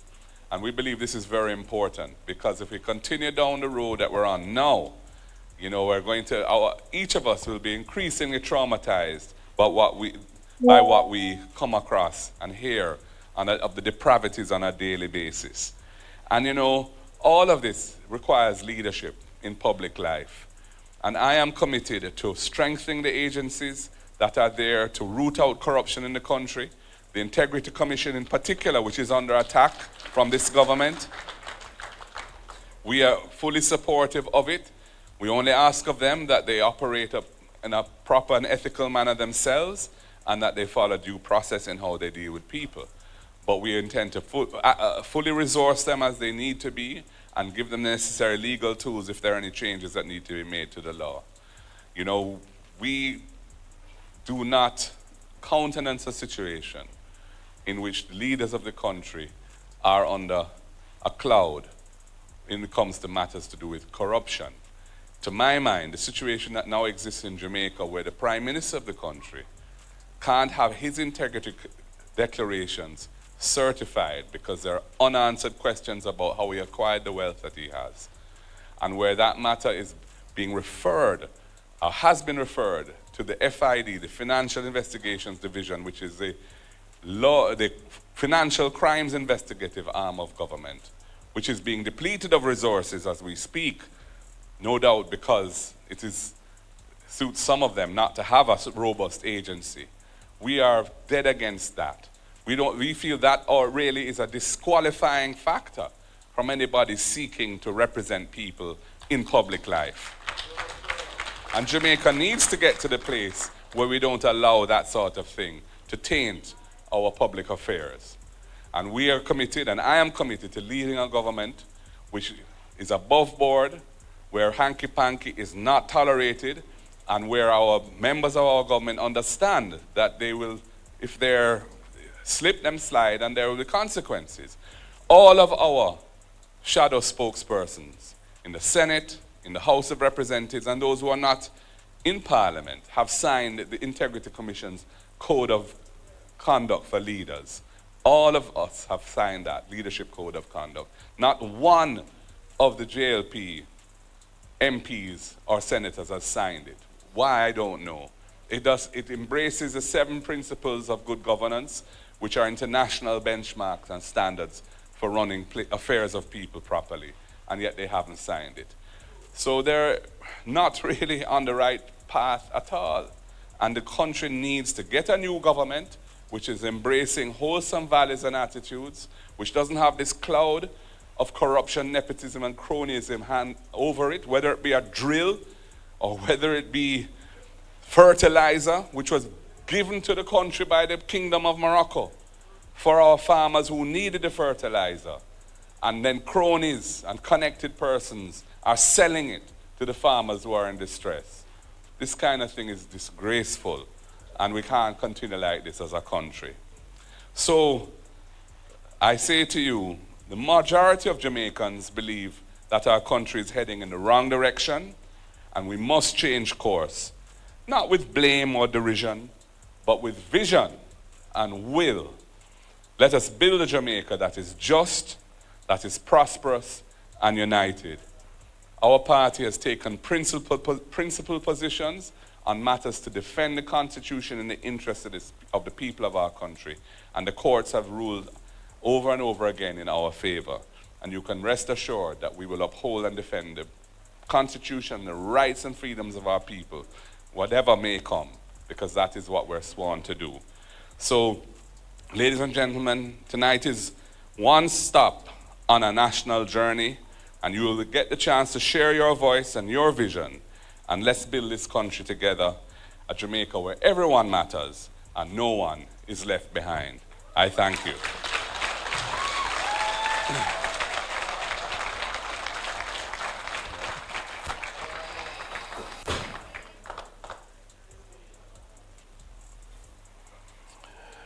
Well, now you know why we're the better team. Because we have the better leader.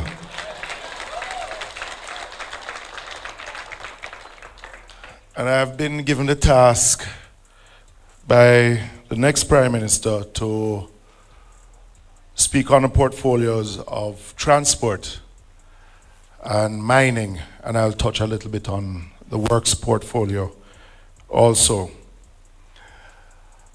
Transportation contributes about 9% to the country's GDP, which is about 23 billion US dollars.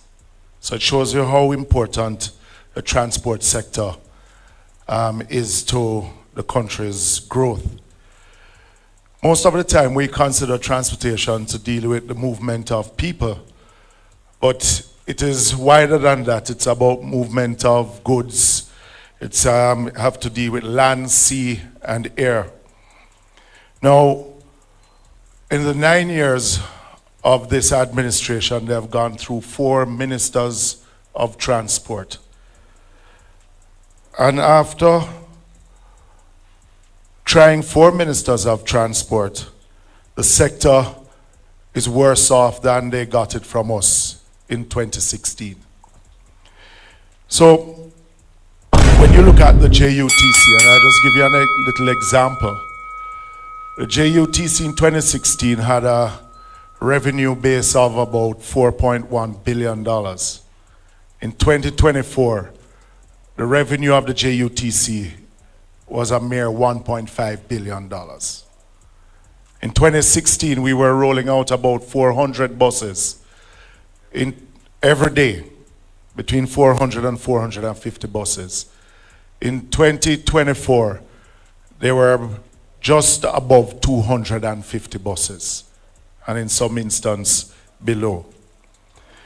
The JUTC was formed in 1988, great sacrifice by the then P.J. Patterson government, 1998, sorry, by the then P.J. Patterson administration. Great sacrifice, not only to the taxpayers, but to the private investor, the franchise holders. And it is for us, a People's National Party administration, to protect the legacy that was built in the JUTC.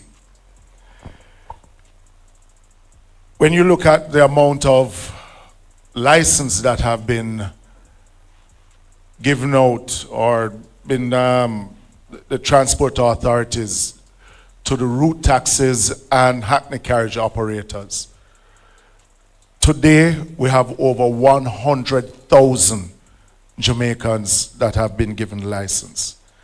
No, we don't have a problem with the amount that has been given license. The issue that we have is that we have a transport sector that neither the private investors, those who have a license, and the 1 million dependent Jamaicans on public transport is benefiting at all. So when you look at the system now, there's inadequate space after giving one a license for him to park. So the transport authority issues a license.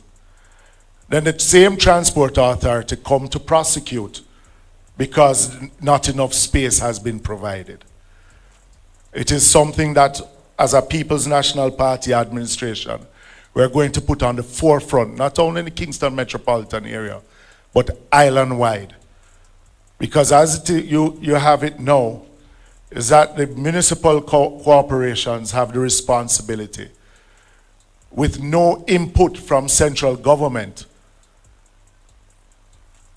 and where we don't have enough space, we will have to work with the municipal corporations in ensuring that these spaces are modern space for those operators and for the traveling public. Because we are not choosing Jamaica just now, because we chose Jamaica a long time ago. When you look at the KMTR, for a person leaving Portmore or Spanish Town has to wait about 2 hours to 3 hours to catch a JUTC bus. What we will do is to expand the fleet coming from Portmore and Spanish Town using articulated buses. And we have started, myself and Julian and the comrade leader, have started to do the research to see how it is that we can facilitate and to finance over the period in how it is that we can introduce light rail from Portmore and Spanish Town going into downtown Kingston, where we're not moving 30 persons on a JUTC bus at a time, but we're moving hundreds at a time. Because if we are to increase productivity, we have to get it right where public transport is concerned. And the People's National Party administration will take the time in getting it right.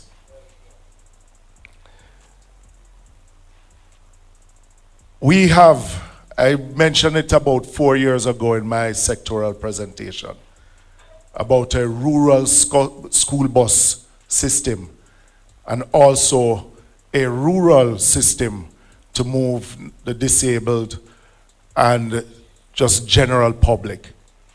But we believe, since we have 100,000 Jamaicans who are investors in a transport sector, is that we have to find a way to incorporate them in a broader transport system. So we are not against the current school bus system that the minister has rolled out. What we have an issue with is how will we service that rural bus system. One, these buses are over 10 years old. Each of those buses come with over 150,000 miles, not kilometers, miles.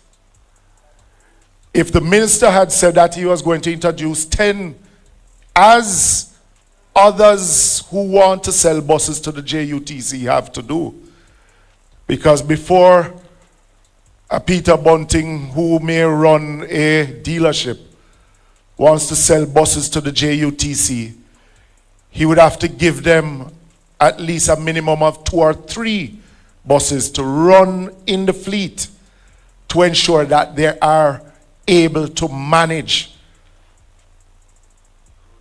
the road system and the load.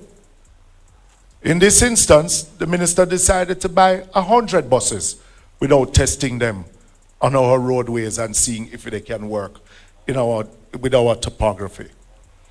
But also, to roll out majority of those buses in rural Jamaica, as it is today, the infrastructure is not there, 1, for them to park, 2, for them to be serviced, and 3, for them to be refueled. So let us use, for example, the bus that is running to St. Thomas, to Morant Bay. That bus, once it, what we call dead leg, over to St. Thomas on the last route so that it can come back early in the morning, they have to park it at the police station. At the police station. Because the infrastructure for the JUTC is not there. And as the party leader mentioned in his own presentation, the right program, because we're going a little bit more by saying that we want private investors involved in a rural school bus system, but not only for school children, but for the disabled community. And what we will do is give them a card that they can use with the private operators. And then the private operators come and redeem it. But we will give a subsidized fare to those school children. So it's not only running from Christiana to Mandeville, but it would be from Balaclava to Mandeville, or South Manchester, right across. So it is not limited to only our town centers. So we're expanding it, but it is important that we include our private investors, because for too long we have treated our private investors, our taxi operators, as hustlers, and we want to treat them as investors in a bigger transport sector. So our promise, and there's more for me to say, but I'm presenting on Tuesday in Parliament, so I have to leave some for them. But our commitment is that in our first 100 days in government, we will present to the country a comprehensive transport plan, not only for the Kingston metropolitan area, but island-wide, which will include parking, which will include what we spoke about in the RIDE program for our school children, a comprehensive transport plan for the Jamaican people, because we chose Jamaica a very long time ago, not just now. The bauxite industry contributes significantly to our GDP and for foreign exchange. We have seen a backward trajectory from this administration on the bauxite industry, be it to issue land titles, be it to do with research, be it to protect the people who are affected mainly by bauxite mining. There are many questions to be asked, because we heard that GISCO would be closed for 2 years. It is going about 5 years now, and we have not heard a thing from the administration on what will happen to GISCO. There are many bauxite lands, and I raised it in my last sectoral presentation last year, that bauxite companies have to be held accountable for the reclamation of lands. There are too many bauxite lands that are little, if you know the law, is that if, I think it's 5% of the bauxite is left on the land, then they don't have to reclaim it. Yes? And many are leaving some on the land because they don't want to spend the money to reclaim. Those lands have to be reclaimed when we get in government and given back to the people of Jamaica.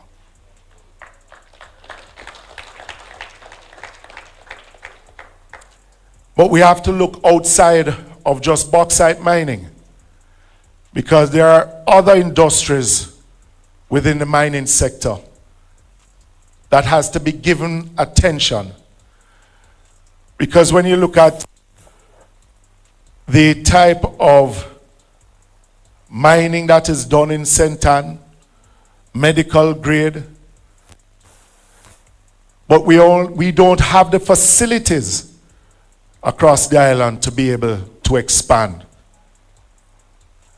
So it is something that a PMP administration will have to look at. In what are the new winners within the mining sector?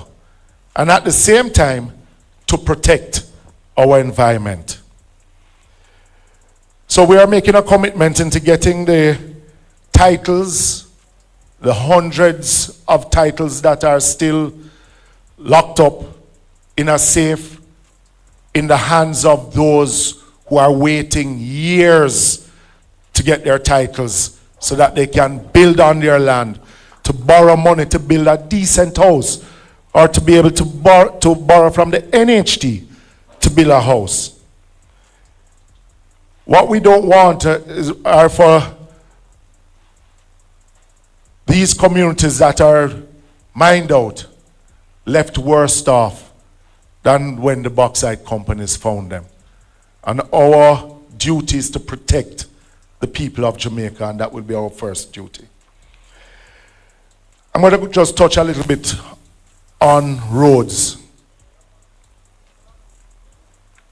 Spark now spark, and reach never reach. The administration has decided to use Spark as a marketing tool, that it is the answer to our road situation. So I did a little research.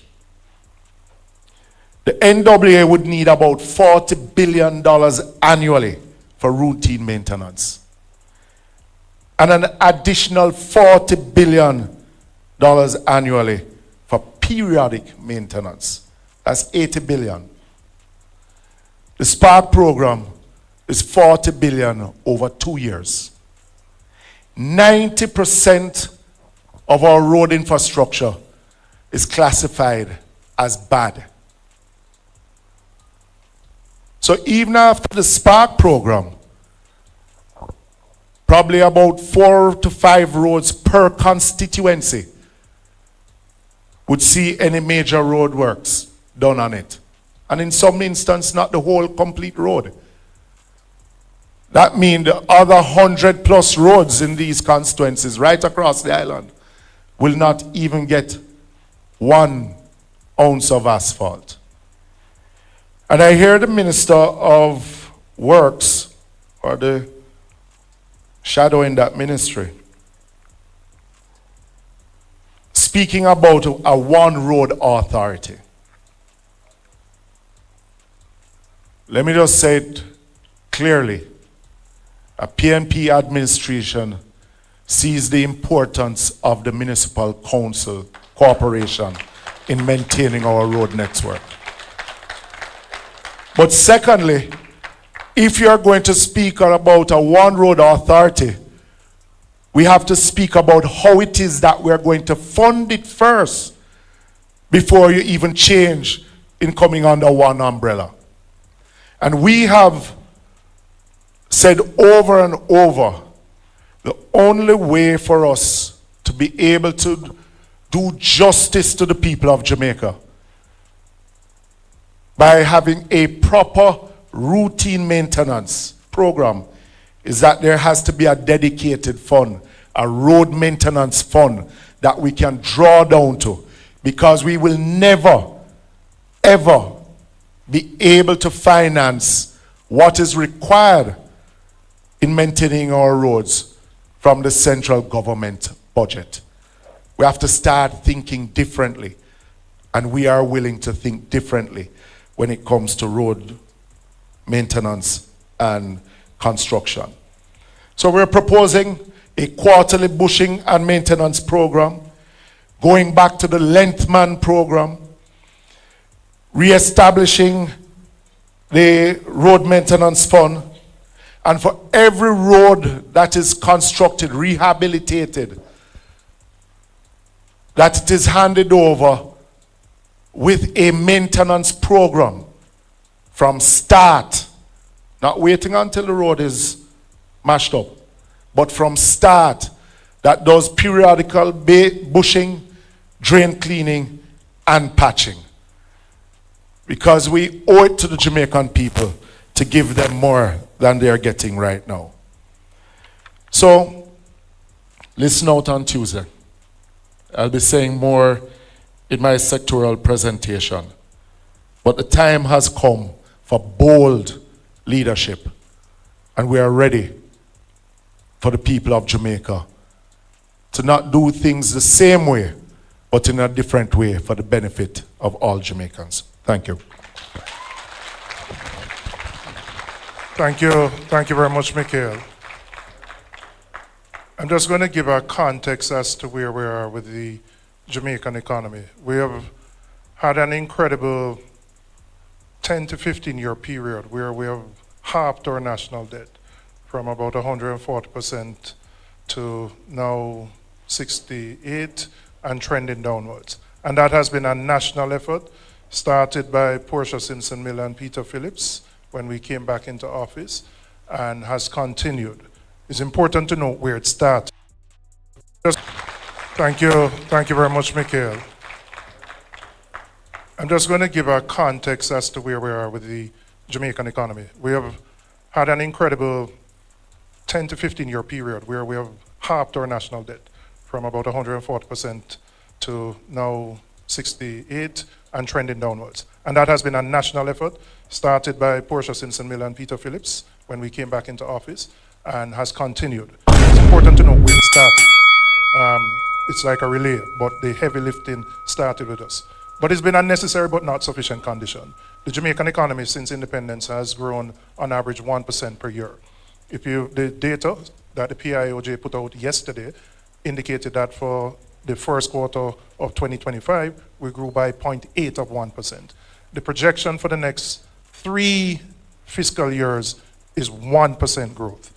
That can move the economy forward, that can lift living standards, and that can provide the resources and the tax revenues to provide the social services that all Jamaicans need.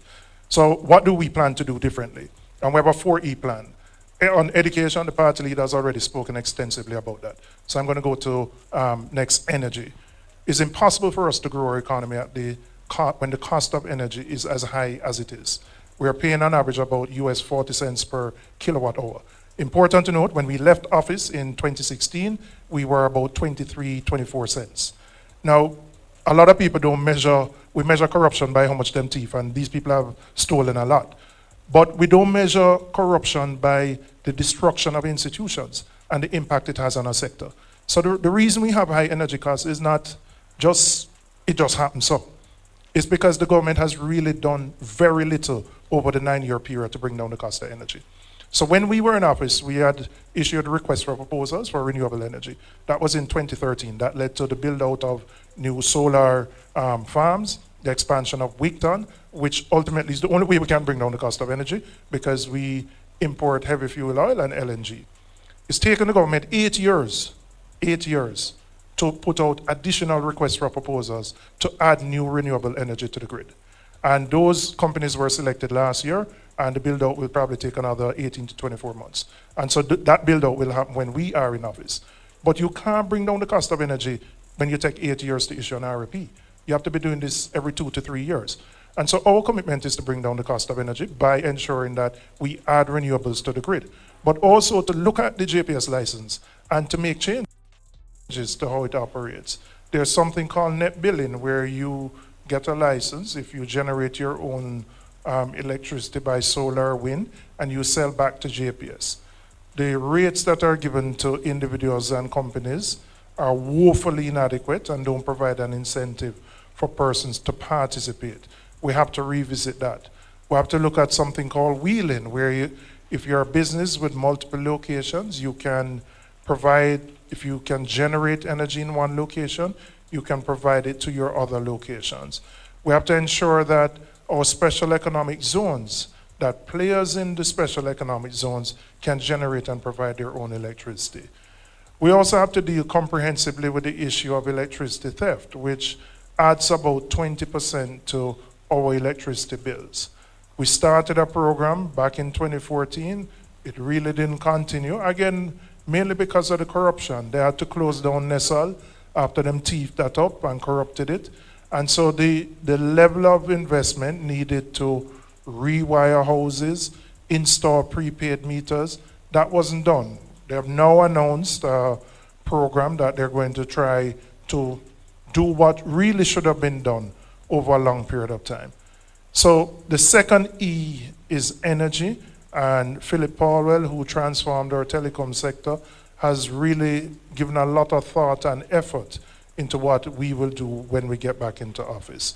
And it also impacts cost of living, because if I ask you what is the largest bill that you pay, it is going to be your electricity bill. The third E relates to efficiency. Government is the largest player in our economy. And what we've seen over the last 3 years is that this government has been unable to spend what is called the capital budget. You have two types. You have your capital and your recurrent pays salary and other expenses. Your capital goes to building new roads, hospitals, etc. In fact, last year, they underspent the capital budget by $19 billion out of a capital budget of about 50. We are committed to making government more efficient in what is called the public investment management system. So it doesn't take 2 years for a project to go through that evaluation to determine whether you go ahead. I think it took them 3 years to make an assessment on the Troy Bridge before work could start. You can't run an efficient economy that way. We're also going to look at the procurement system while preserving the integrity of the system to ensure that we can get projects out more quickly. Because if government can't spend its own money, it impedes the level of growth that you can have. And one of the biggest impediments to growth is how this government has structured itself, with the Prime Minister at OPM and as Minister of Economic Growth having control of the largest chunk of ministries, agencies, and departments, which has created a bottleneck where simple approvals have to go to the Prime Minister's desk.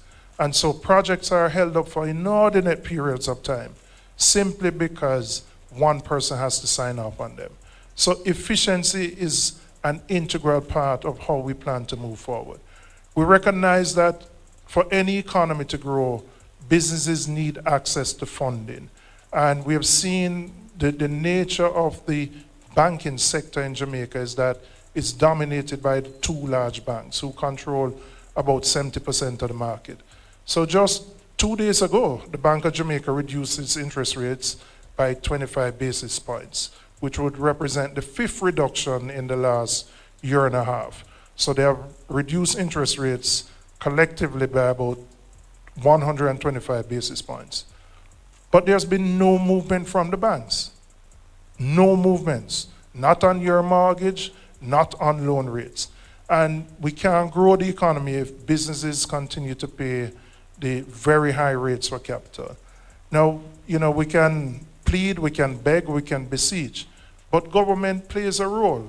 The government has access as the single largest player in the economy in terms of the deposits that are held in these institutions. We're saying we're going to implement a system where those deposits don't automatically go to the two largest banks, but we have a mechanism where there's equitable distribution of those deposits.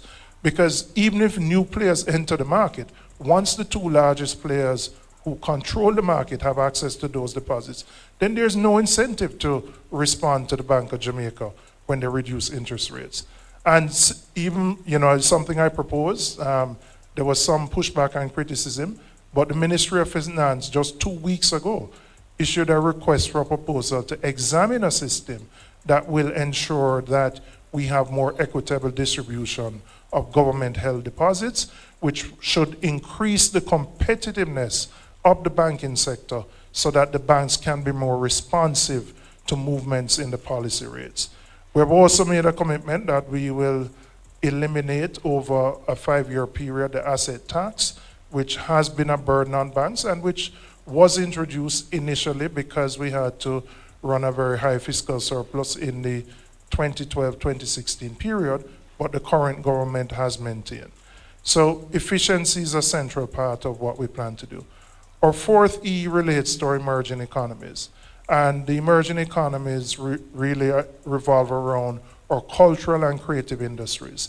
The types of industries that have made Jamaica punch way above its weight. Or musicians, or artists, or painters, or potters, or athletes. All of them who contribute significantly to brand Jamaica, but who earn significant sums of foreign exchange. It's a very informally organized industry.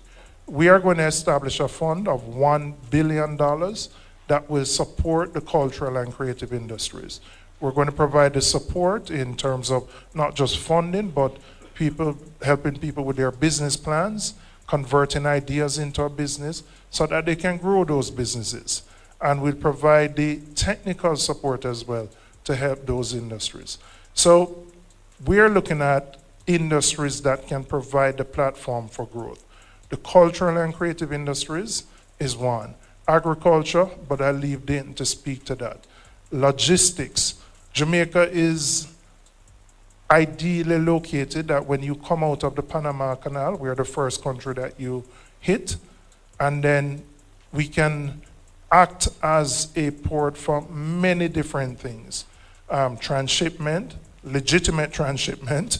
We do other forms of transshipment, but legitimate transshipment, but also for value-added manufacturing, for assembly of different components in electronics, etc.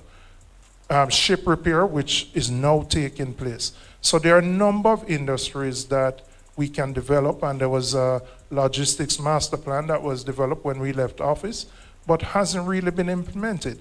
And those are the kinds of jobs which are going to be the high-tech jobs where people can earn good salaries and will want to stay in Jamaica. Because Jamaica, and Peter Bunting said it, we are stuck in a low wage, low productivity, and low growth model. And we will never be able to move out of that unless we tackle the inequities in our education system, which our leader has spoken to, tackle the inefficiencies that structurally exist in the economy, and identify and provide support for those sectors which provide the opportunity for real growth. We are committed to it. We have spent a lot of time looking at what needs to be done once we get into office. And we are confident that we can move our growth rate from the 1% and 2% to 4% and 5% and 6%, earn the tax revenues that are needed so that we can improve our health, our education, our public transportation, and all the other sectors which are critical to the kind of economy that we want to create, where all Jamaicans feel comfortable to live, do business, and bring up their families. Thank you very much.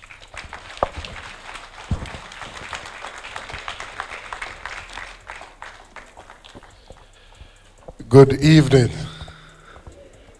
Everybody's still with me? Let me say to our future Prime Minister, in the next coming weeks, we will go to King's House for the swearing in of Mark Jefferson Golden as the Prime Minister of Jamaica. My colleagues on the platform, brothers and sisters, greetings. Agriculture, the forgotten child in the family. Agriculture is the main employer of labor in Jamaica. Currently, we have 262,000 registered farmers in Jamaica. It is on record the largest employer of labor. And of the economic activities that we do, especially in rural Jamaica, agriculture is responsible for 80% of it. Either people who directly practice in agriculture or people who run the cook shop, they do the different things, but they rely on the produce from the farmers. Agriculture is an important area for us to focus on.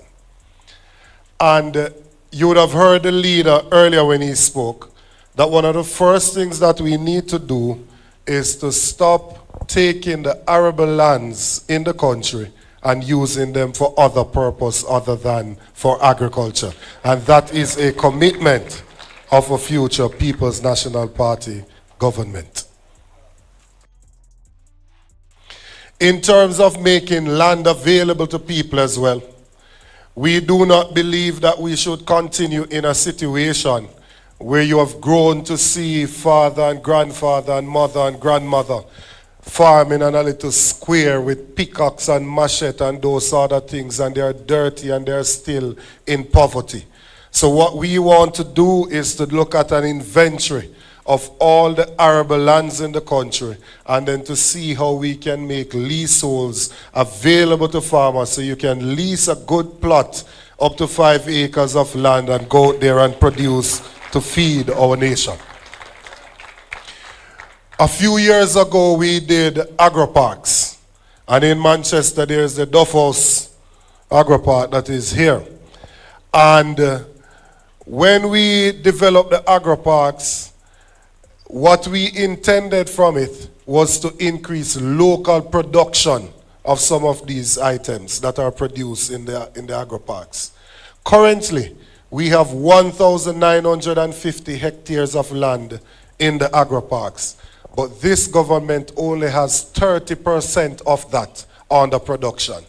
These agri-parks have in the infrastructure. They have road, they have drainage, they have water, yet still only 30% of the land in the agri-parks are currently being used for any form of production. That is the clearest indication that this current administration has no interest in local agriculture. That has led to them importing, which is now detrimental to our local farmers.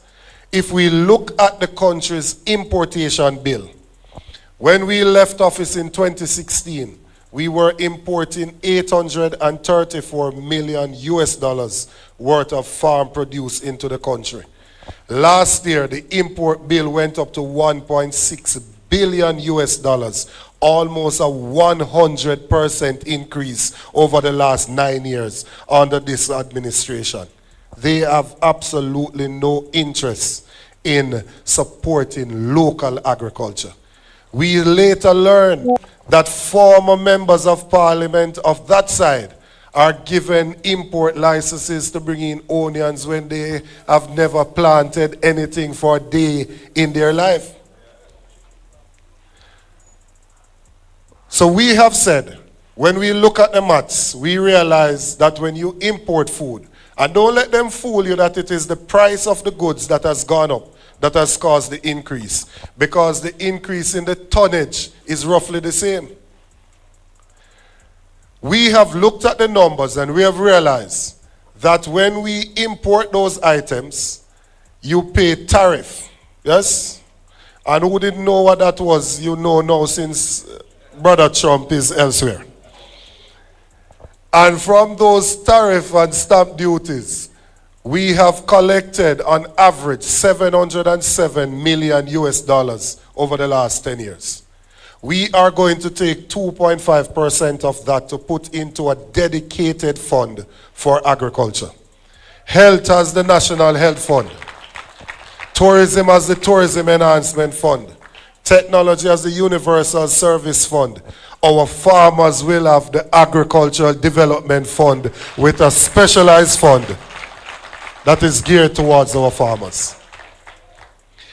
And because our leader knows that agriculture is so vital to our people, he has said that when we put that fund together, we must ensure that a percentage of it goes to the PC bank so that we can give loans to our farmers so they can go out there and produce. We will also ensure that we protect our farmers against the vagaries of weather.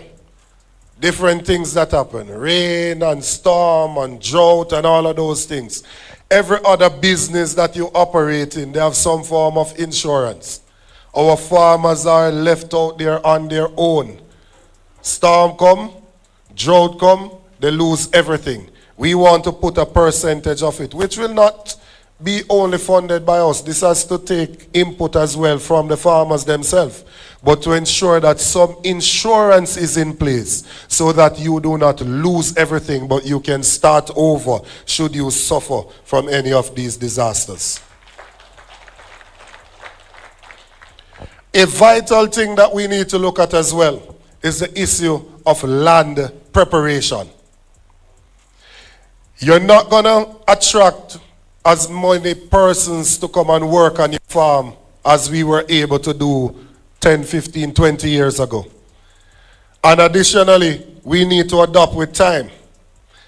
And so, what we are going to do is to look at the heavy production areas. And we are going to ensure that we buy the heavy-duty equipment and put them in those areas so that the farmers can get assistance with land preparation. So the Irish potato farmers up in Devon, in northeast Manchester, will be able to get some help with land preparation.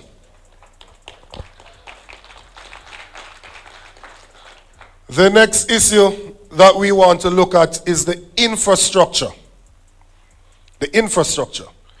We are going to put more attention on farm roads. When you ask the next PNP government for assistance with farm road to get to your farm, we will not offer you a donkey nor a mule. We are going to ensure that we build farm roads so you can get to your farm and take out your produce from your farm. In the area of irrigation, In Jamaica, we have 120,000 hectares of arable land, land that is suitable for farming. Only 15% of it is currently under irrigation.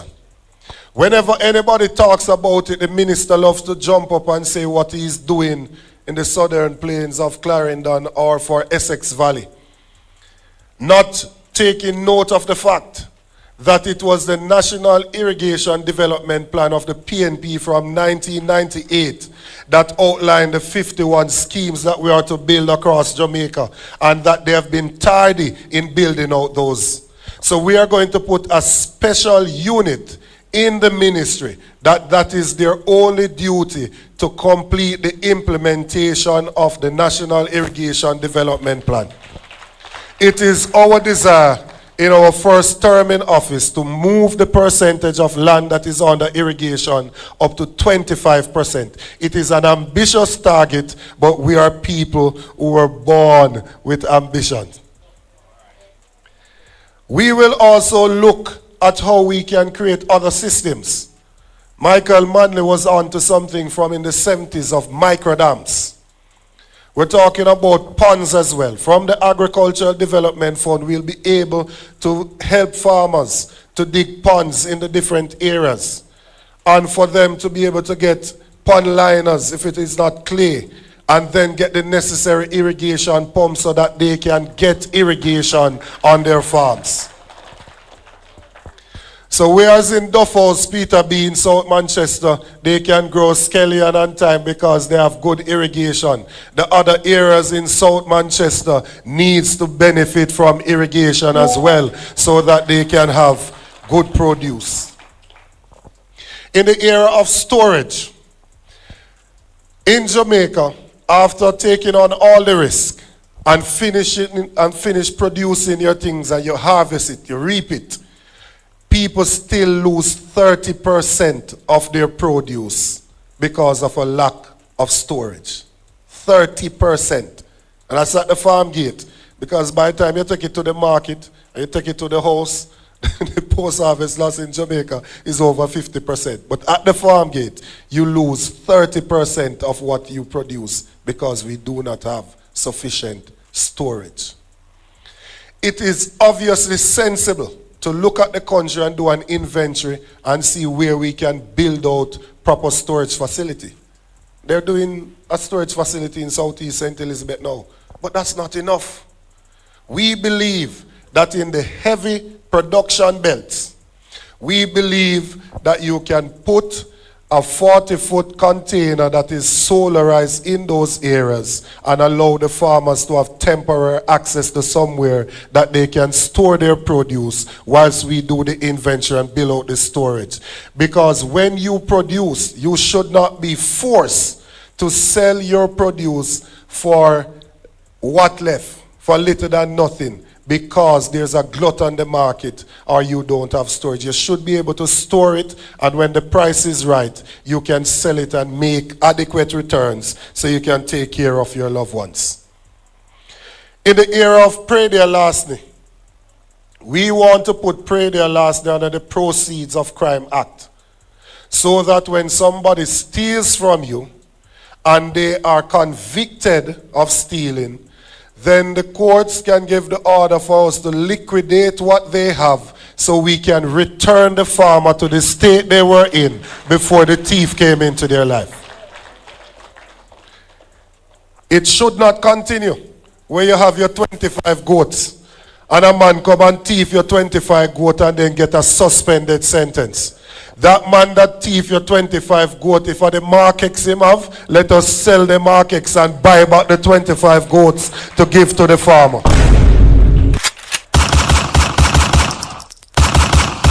We also want to look at a proper agriculture management system. In 2025, it ought not to be that the Minister of Agriculture cannot wake up in the morning and know how much Irish we have in Huntley under production in northwest Manchester, or how much escallion we have over in Duffhouse, or how much sweet potato we have or yam we have up in Craighead. We ought to know what we have growing in banana grown in central Manchester. The Minister of Agriculture is to know what is under production, when it will come to maturity, and what will be the expected yield. That way we can plan and control the permits so that we do not allow permits when our local farmers have produced the items. That management system should also link into the hotels and to other final distributors of the items so they can see what is out there and they can make their arrangements with the farmer. Currently, people sit in the middleman, and they earn all the money. The farmer goes out there and produces an item. They come to the farm, him take all the risk of the rain mashing it up, of people thieving it, of people, animal coming over there, of pests, disease, all sorts of things. When the item comes, he gets $40 per pound at the farm gate. You go to one of the supermarket chain and you see the same item I sell for $160 a pound. Because somebody came, bought it from you for $40, carried it there and sold it for $100, so they made $60, and then the supermarket sell it for $160, so they're making $60 a pound as well. And the farmer that did all the work only made $40, and they put in all the input into it. We want to put the farmer directly in touch with the final distribution so you can get value for your hard work. The school feeding program that the leader spoke about, that we want to provide a warm meal to every needy child that is in school. That will see next PNP government spending $9 billion more than the current school feeding program. That school feeding program, what we want the schools to do is to give us the menu for the entire semester. My son goes to a prep school and I know on July 5 what are the options for his lunch. We want the schools to give us the menu. And then once we know what the items that are needed, we will know that we are going to need 500 pounds of pumpkin, 400 pounds of Irish. We will then meet with the farmers, send them to produce, and they will have a guaranteed market to sell their produce into the school feeding program. That $9 billion will be spent with our local farmers. We want to put forward as well our SMART program, Sustainable Management of Agriculture through Research and Technology. It is time for us to incorporate technology into what we are doing. 20 years ago, nobody knew what this was because it didn't exist. Now we can't live without it. Everybody in here has checked this at least one time since evening. We must incorporate technology into what we're doing. We must use drones to spray, to fertilize. We must use hydroponic systems to grow. And let me give you a little example. A hydroponic system just the size of this hall. I can set up a 5,000 plant hydroponic system the size of this hall. And if I'm growing lettuce, it is going to take me 4 to 6 weeks for it to mature in the hydroponic system. It would have taken 10 weeks in the soil. If I decide that I want to have some to sell every week, let me use 4 to 6 or let me use 5 weeks. I am going to plant 500 every week so that in a 5-week period, I'll get to my 2,500. If each lettuce gets to 1 pound and I can sell it for $250 per pound, it means that I would have 500 by 250, which is what that? $125,000 that I would make per week. Times 4, that's $500,000 that I would have made for the month.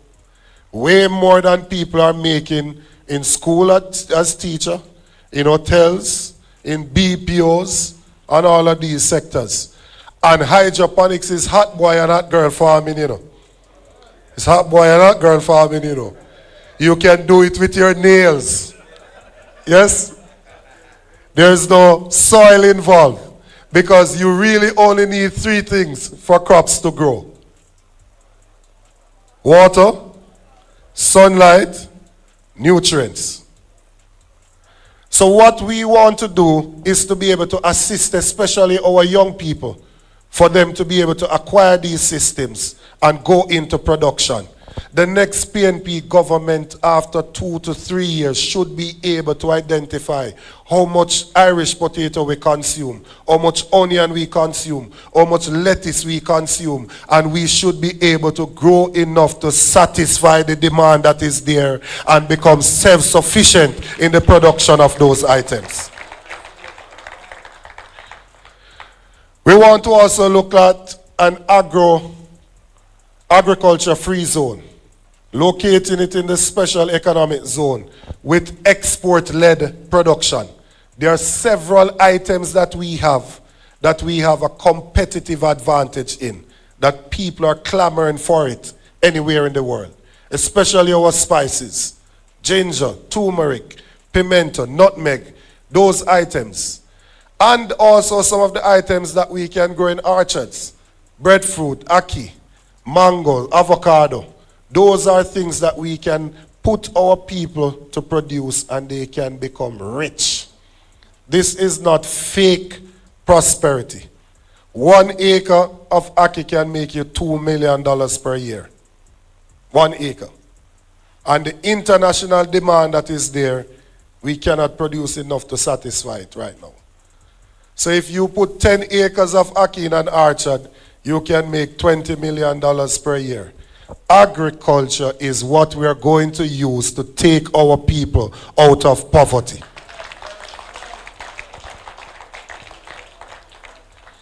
We want to also look at value added and going further along the value chain. Agro-processing. We need to be able to develop the appropriate spaces for agro-processing.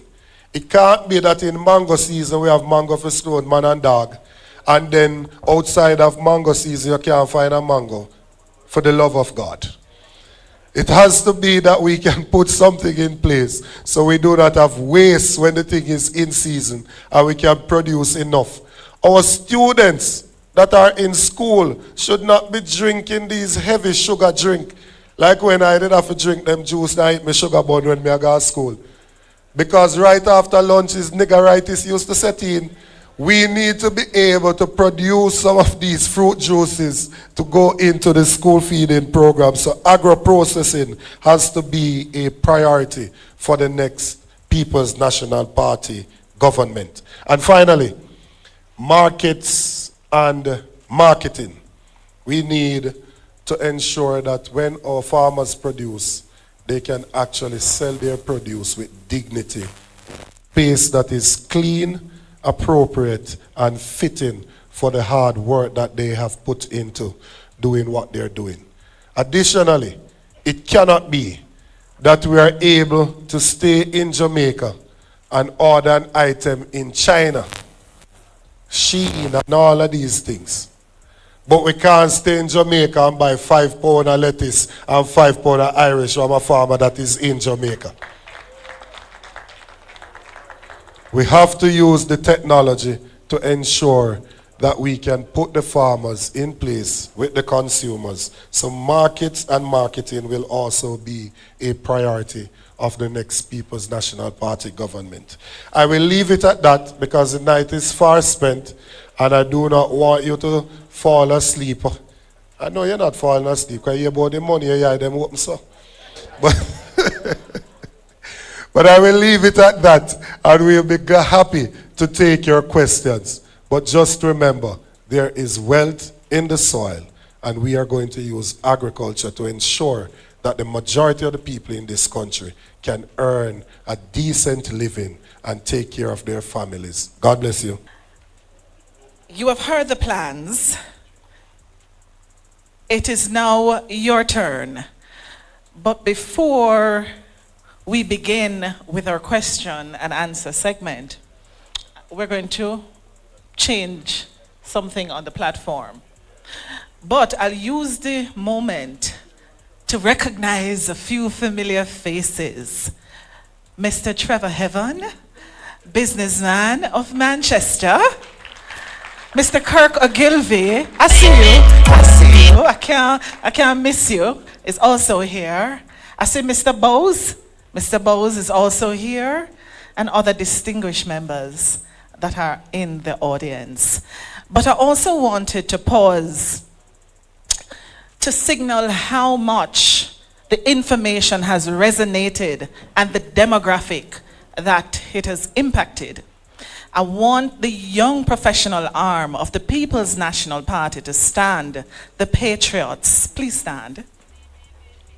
This group, give them a round of applause. The young professional arm, a lot of these members are current councillors and councillors to be, headed by Ms. Candice Hales, President of the Manchester chapter. I want now the People's National Party youth arm to stand. Our young people, give them a round of applause.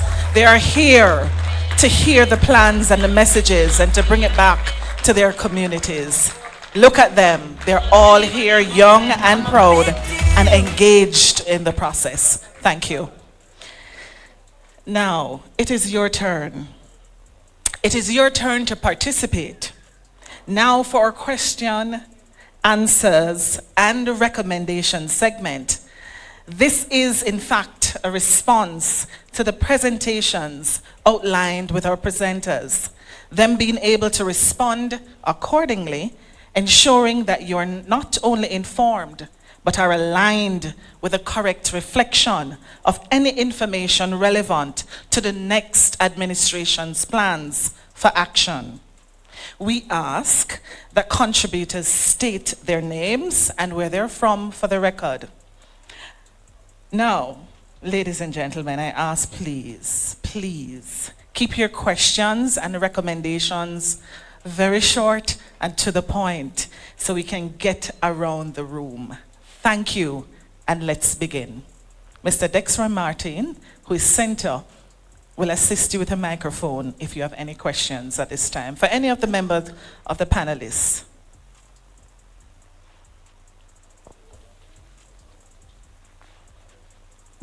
Testing. Testing, testing.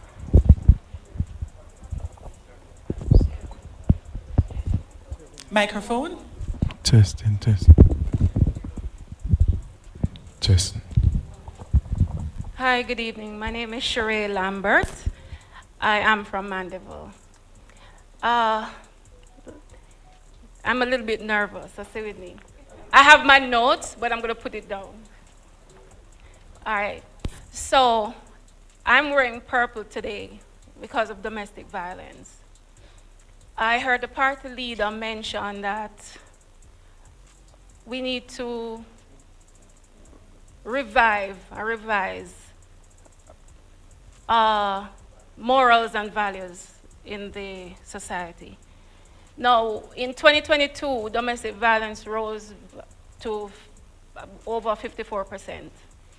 Now, I think in 2024, it was over 8,600. That's the number of domestic violence cases that's reported. So can you imagine those that are not reported? Because some people are ashamed to really admit it. Now, if you look in here, they're mostly females, and we're all cute. But 1 in 4,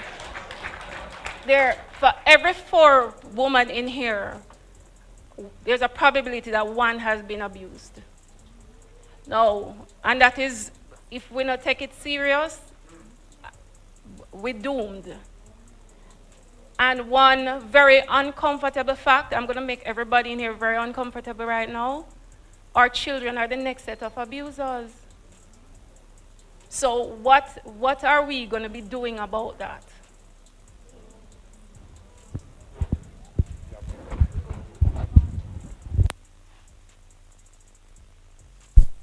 Yeah. Thank you for that question.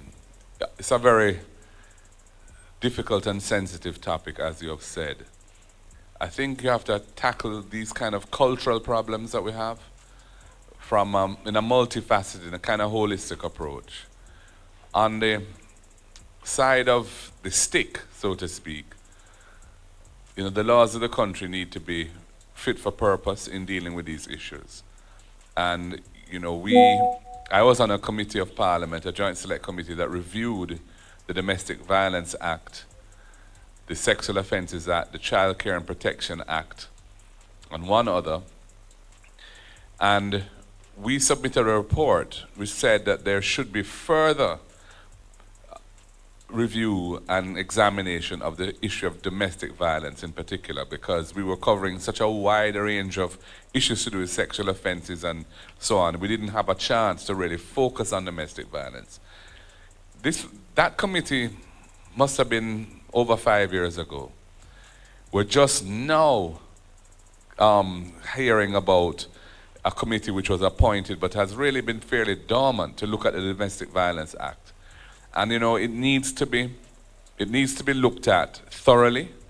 It's not just about the penalties and so on, but it's also to do with how the realities of domestic situations, where often the victim is reluctant to pursue a case because they depend on the person who has victimized them for support for them and their children. And the question is, how do you address that, and what kind of support can you provide to that victim so that, you know, they can come out of that situation if they have to? And also, to what extent can the state take a stand on an issue, even if the complainant is having second thoughts on it? I mean, we have a situation right now where there's a candidate for the Jamaica Labour Party, apparently, who was generally regarded as having committed a serious public offense of domestic violence with his common law wife at the time. It was caught on video. And that person, they said, had been expelled from the party, but now that person is back running for the party in the election that's about to take place, while all these parliamentarians are shedding tears for the other issues of domestic violence that are topical at the moment. So there's a real double standard there. You know, we feel that there needs to be additional support in each parish. We want to establish a domestic violence support center in every parish of the country, so that women in particular, it's not only women, but mainly women who are the victims of this type of thing, have somewhere where they can go and get care and attention, and even counseling around their legal rights, and also around how to manage the relationship they're in if they need help with that. And then education is a critical part of it too. You know, I think that we need to have appropriate guidance in schools that all of our students at the appropriate age are exposed to, that really teaches them that this is not an acceptable way of addressing conflicts in relationships, and that people must find other ways of dealing with these situations rather than resorting to hitting or hurting somebody who they're in a relationship with. And if we can get that change at the younger levels, at the, you know, hopefully as they grow up, they will themselves put into practice what they would have learned, and even influence their parents as well with what they have learned. There were two bills that have been tabled in Parliament in the name of the former Prime Minister Portia Simpson Miller at the beginning of 2016, I think it was, or the end of 2015, which sought to impose higher penalties, give the court a jurisdiction to give a serious uplift on a penalty where the victim of violence was a woman or a child. Nothing has been done about that. We lost the election before that legislation could be passed, and it has just laid. So I think it's an issue you have to tackle in many different ways. It's a cultural issue. You have to deal with it in that way as well, from the law enforcement side, from the cultural re-engineering side, and from the support to victims side as well. And we're committed to trying to really move the needle forward in that by looking at it holistically and really putting some emphasis beside each angle on it that needs to be given care and attention for us to make change. But thank you for your question.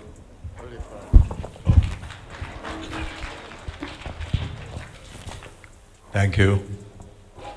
Jones Oliphant, Councillor Mandeville Division. And also farmer also.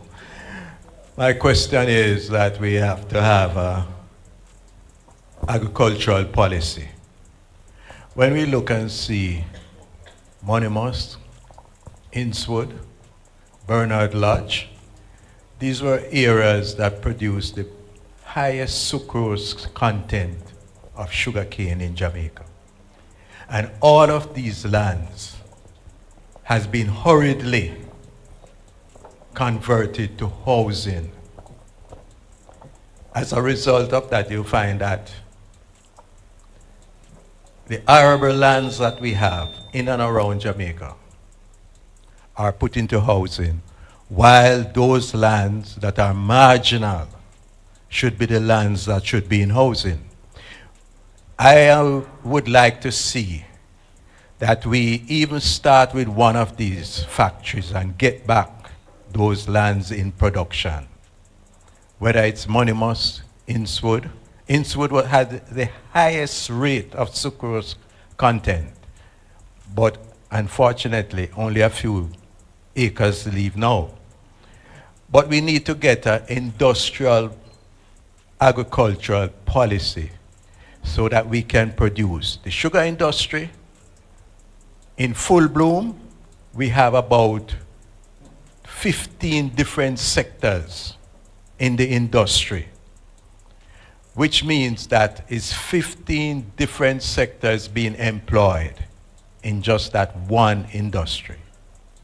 And we need to look at these. We need to get back to the industrial policy and agricultural policy so that we can make use of the few acres of arable lands that we have left. And Mr. Agriculture, I want you to pursue this, sir, so that we can have better life for our people in these areas. When sugar is running in Monimus, we know that down Clarendon, everything is good. Innswood, the same. Bernard Lodge has been converted or want to be converted to a city. That's concrete. Our people need food to eat. We cannot eat concrete. And if we go on that way, what's going to happen is that we're going to still have to be importing food. So look at it, Minister. I'm going to hand, I don't know if you want to say any response. One thing I would say, though, is that I was very encouraged when I met with a group of investors who were looking at investing in Monimus to revive it as a sugar-producing entity. These were a group of investors from Guyana, India, and North America who were forming a consortium to do that. I mean, as we've seen from the history of the sugar industry, it's been very challenging economically to grow sugar and produce sugar, rather, efficiently in Jamaica. One and two private entities have been able to do that.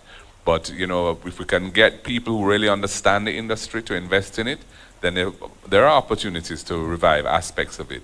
But maybe some of the former sugar lands can be eventually put into other types of production as well. So, you know, it's something we have to look at in a very cold and analytical way. But I was very encouraged to find that there were these people who were, and in fact, I mean, they are trying to get the access to those lands so they can make their investment. Next question. Yes, good night, everyone. Let me greet the panelists and the moderator. My name is Sherlock Robinson from Northeast Manchester. I have a concern here where, just to backtrack a bit, where it concerns to violence against women and children. Yes, we have heard all the protests and all the things going for the women, but what are we going to do for the men to help them to change the thought process or change the way they act towards women? Because I think if we can also help the men, then that will also help to combat and to allow this thing to go away. Maybe not immediately, but try to have maybe some town halls meeting or in the schools or in the church at a football match where we can, you know, spread the message to the men. Because I think most time these men, they listen to a lot of music and they're not hearing all this that has been said on the news, either in the printed media or the electronic media. So I think we need to try and do something to help them in, to help the ladies and the children to allow crime or you say abuse against children and women to be lessened? Yeah, thank you. I mean, it's all about a cultural shift. And I think if we can get the youngsters, the children, understanding that there's a better way, there's a more effective way of dealing with anger than trying to exert violence on persons around who you're supposed to be looking after and protecting, then I think we can have benefit from that. First of all, children can have an influence in the home on what their parents do and think, and also it will mean going forward as they mature, we're going to have a different attitude towards these issues.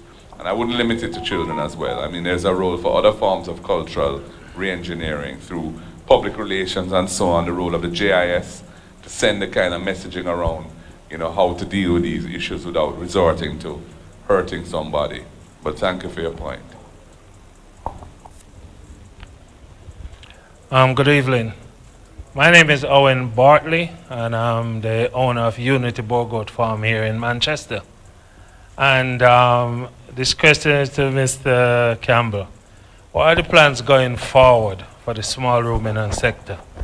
We know we love curry goat, and we're importing a lot of imported meat. We don't even know what we're getting, and being in the goat business myself, and I think everyone knows that I'm one of the top in the business.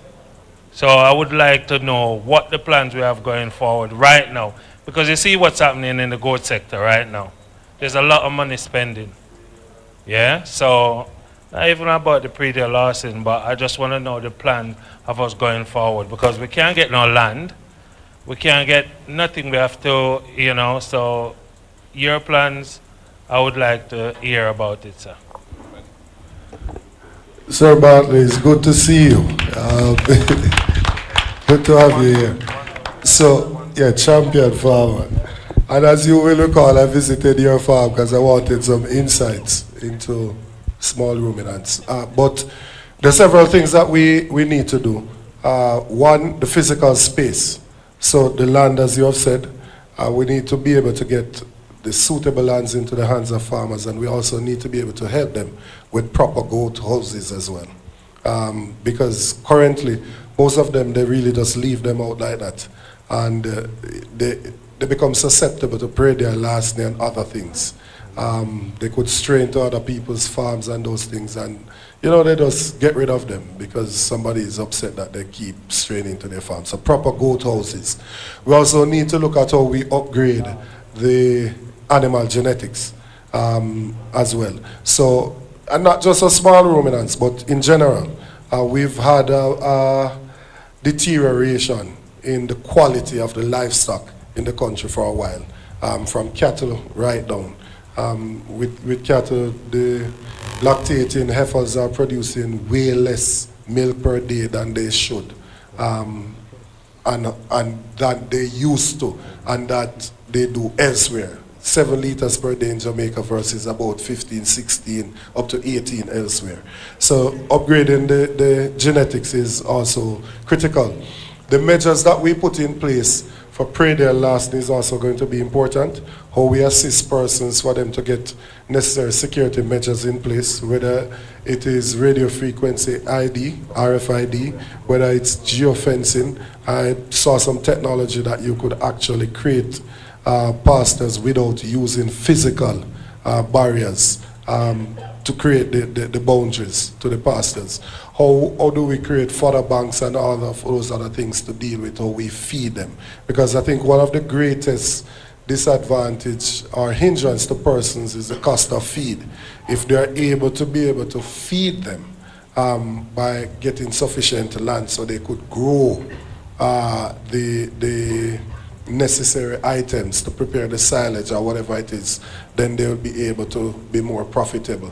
And when you look at it, I think the last time I had a conversation with Crawford about it, who is also a goat farmer. He was saying that somebody with 10 goats could make about 600 grand per year. So if you have 100, you could make 6 million roughly. Yours is different because you deal with genetics and you sell at a much higher cost. But how do we actually make these things available to persons and so they know the different areas that they can benefit from? And also that goat meat is not the only thing, but other persons are going into goat milk, cheese, other byproducts. So we plan to support the industry in a real way by making the lands available to them so they can do the necessary housing of the animals and to actually grow the feed that they need, the material for the feed that they need, and to protect their investment with the necessary help in warding off the predial lastness. Good night. Shaveen Brown from Northwest Manchester. My question is,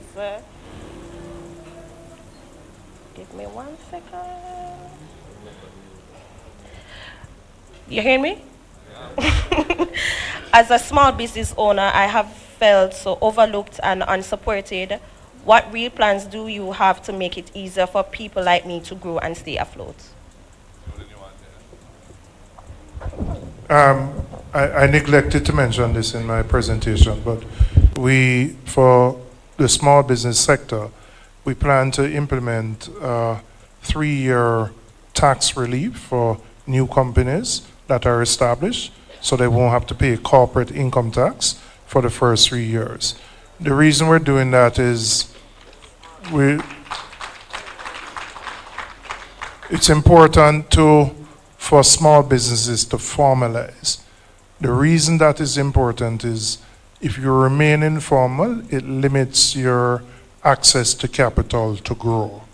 So if you're formal and you need to grow beyond partner, family, etc., you will have a better opportunity.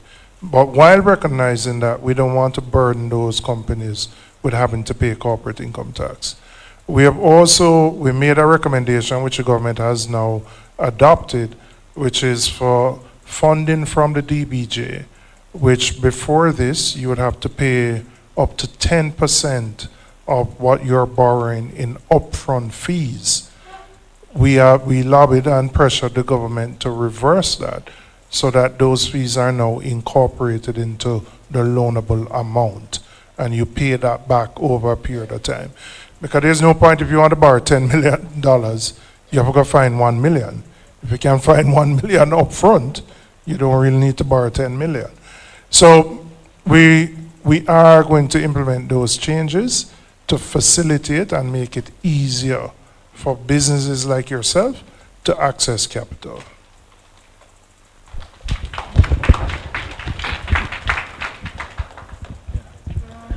I'm Clement Pinnock from Porus. I have access to St. Tullis and Harmons. My question, it's not so much a question, just a comment. And Dr. Campbell had alluded to this earlier on. The restoration of bauxite, mined out bauxite lands in Jamaica. I would love for the next PNP administration to emphasize and to make it as a policy to see that these mined out bauxite lands are restored early after mining is done, so that lands can be made more available to the farmers of this country. And because that is one of the problems, not having access to land. And it's, apart from such a disgraceful look, and it is dangerous as well. So these mined out holes, and they are there for years. I would love to see the next administration, which will be formed by the People's National Party, to see to it that these lands are reclaimed and made available to the farmers of Jamaica. Thank you very much.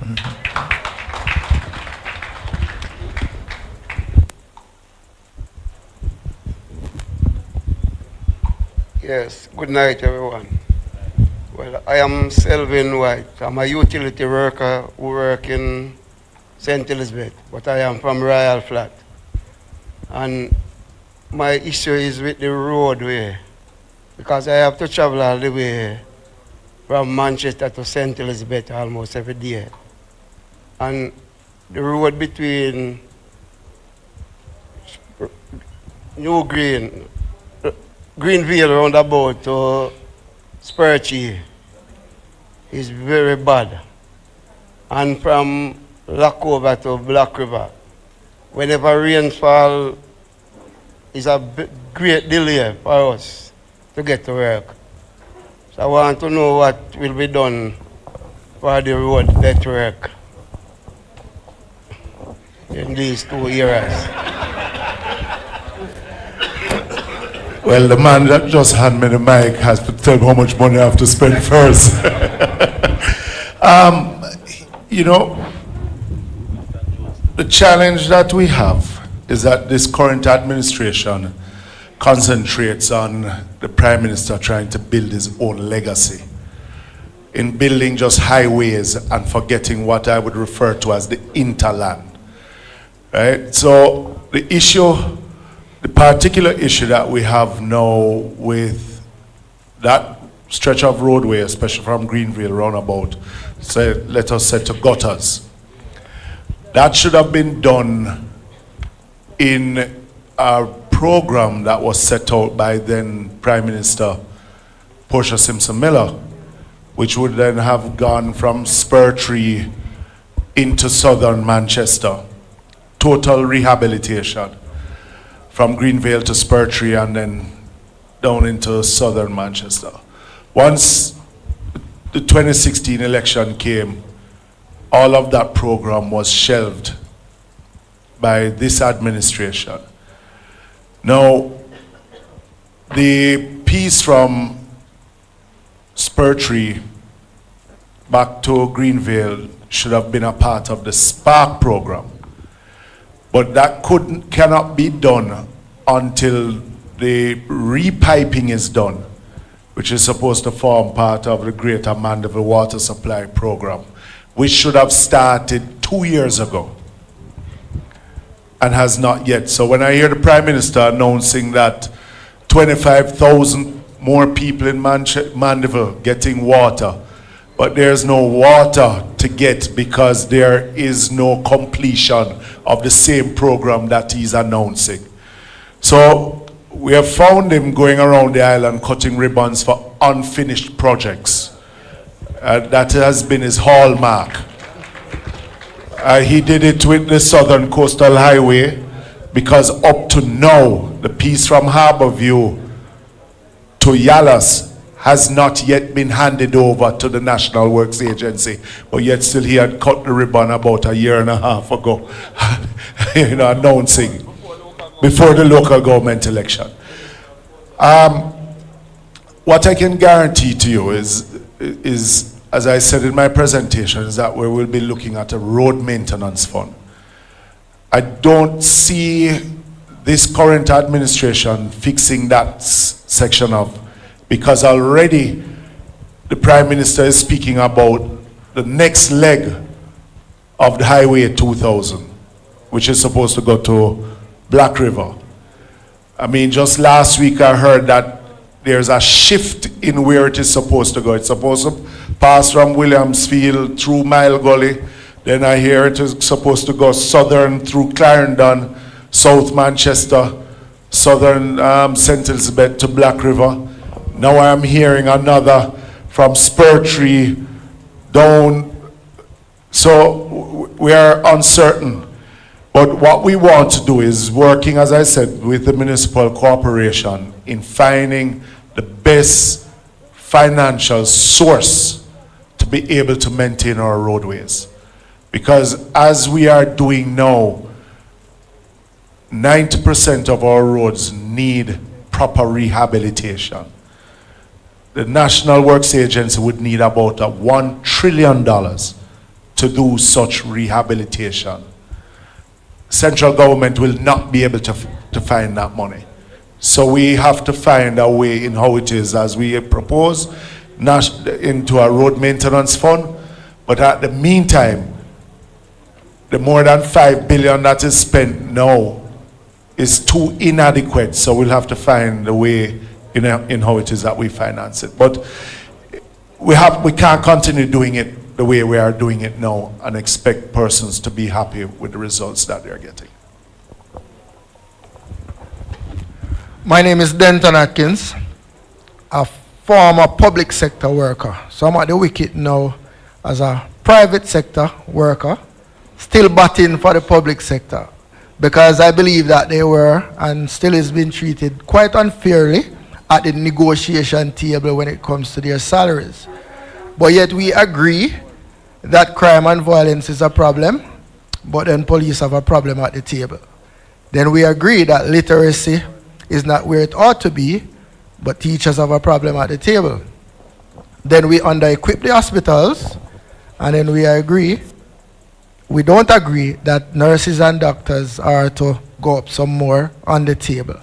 What different things will our Prime Minister to be and Finance Minister to be do at the negotiation table with regards to these set of workers? I'll let Julian take it, but I just want to say one thing. We went through a major public sector compensation restructuring exercise, and we had said from the get-go that the guiding principle of equity was important to ensure that people felt justified at the end of it. And we don't think that was maintained. And so you have a large swathe of public sector workers, especially people like the teachers who are in the classrooms, who feel that they were not properly looked after. But the overall public sector wage bill has gone up dramatically as a result of that exercise. And therefore, it's going to mean that we really need to get the economy moving so that we can grow the pie and afford to make some of the adjustments that have to be made. But where we're inheriting a structure in the public sector wage bill, which has been created by this government, which is really not dealing with many of the public sector workers in a way that they feel comfortable. So we're going to have to look at creative ways that we can address those issues, especially for those professions where we need to retain people and there are many people leaving the profession and migrating and so on. So I'm talking about the teachers and the nurses, police officers and so on. And we have a strategy for retention where we're looking at things like student loan forgiveness. We're looking at things like prioritizing access to housing for them and things like setting up the staff room facilities so they're more comfortable in the workplace, the tax coming off of the tablets and so on and the laptops, a raft of things that we have looked at to try and make their life better until we're able to readjust again and recalibrate that wage, the way in which the wage profile works, so that those who really weren't properly looked after are looked after. We have a situation, as you know, where the political class got a massive increase, but the classroom teachers, many of them, were around 20% over 3 years, at a time when inflation was high. So it really has not been fair. It was not done in the way it should have been done. It created a lot of bitterness and anxiety. So we're going to have to take our time and work our way out of that. Julian, I don't know if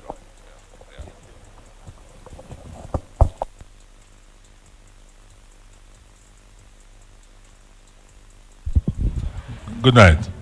My name is Tony Reed, and I have basically two questions, one for Dr. Campbell and one for Julian. So I will just ask them both so they can answer after I'm finished. First of all, Dr. Campbell, I heard everything you spoke about in relation to agriculture. And I just want to know, because you have some individuals who do only cash crops because of the piece of land that they are on, whether it is leased or borrowed or whatever. So they are unable to make any planning in terms of crops that can probably get them more. So I don't know if they have your plan will encompass and help them. The other thing is this. We have a serious issue in relation to seeds. And I would like to know if you have any plans on establishing a seed bank that is only going to handle native seeds that can be replanted and not the ones that come from overseas that you have to keep buying, and all it does is destroy the land because you have to use a lot of chemicals to keep them looking good. That is yours. Now, Julian, this one is, we are looking, I don't know if anybody has looked at this untapped source of revenue for the country and for individuals as well. When I was in the work world, we had proposed to the then government at the time a plan to increase the national income, national insurance. At the time, I think we could have increased it by at least 100% for PAYE individuals, and it would not have impacted the salaries as much. But the situation we have now is that there are a number of people out there working who have no idea that they can pay into the national insurance. And I'm speaking of people who are just doing maybe weeding. You see them with them chainsaw or the whacker on the road. And I don't know if you have a plan to capture all of these people, because it is an untapped source that can help the government. And just to let them know that even if you pay more, at the end of the day, that means you'll be getting back more from NIs. Well, in relation to your first question, getting land into the hands of the farmers is one of the things that I spoke to. Because most small farmers in Jamaica currently, or most farmers in Jamaica currently are considered small farmers. 80% of them are on less than 5 acres. And most of the times, it's even less than 2. So the first thing is to, as I said, do the inventory, identify the arable lands, and then make it available to them at the appropriate rate. And some mechanism put in place if somebody has the lease and they're not putting the land on a production after a certain period of time, you can take it back from that individual and give it to somebody who is serious about farming.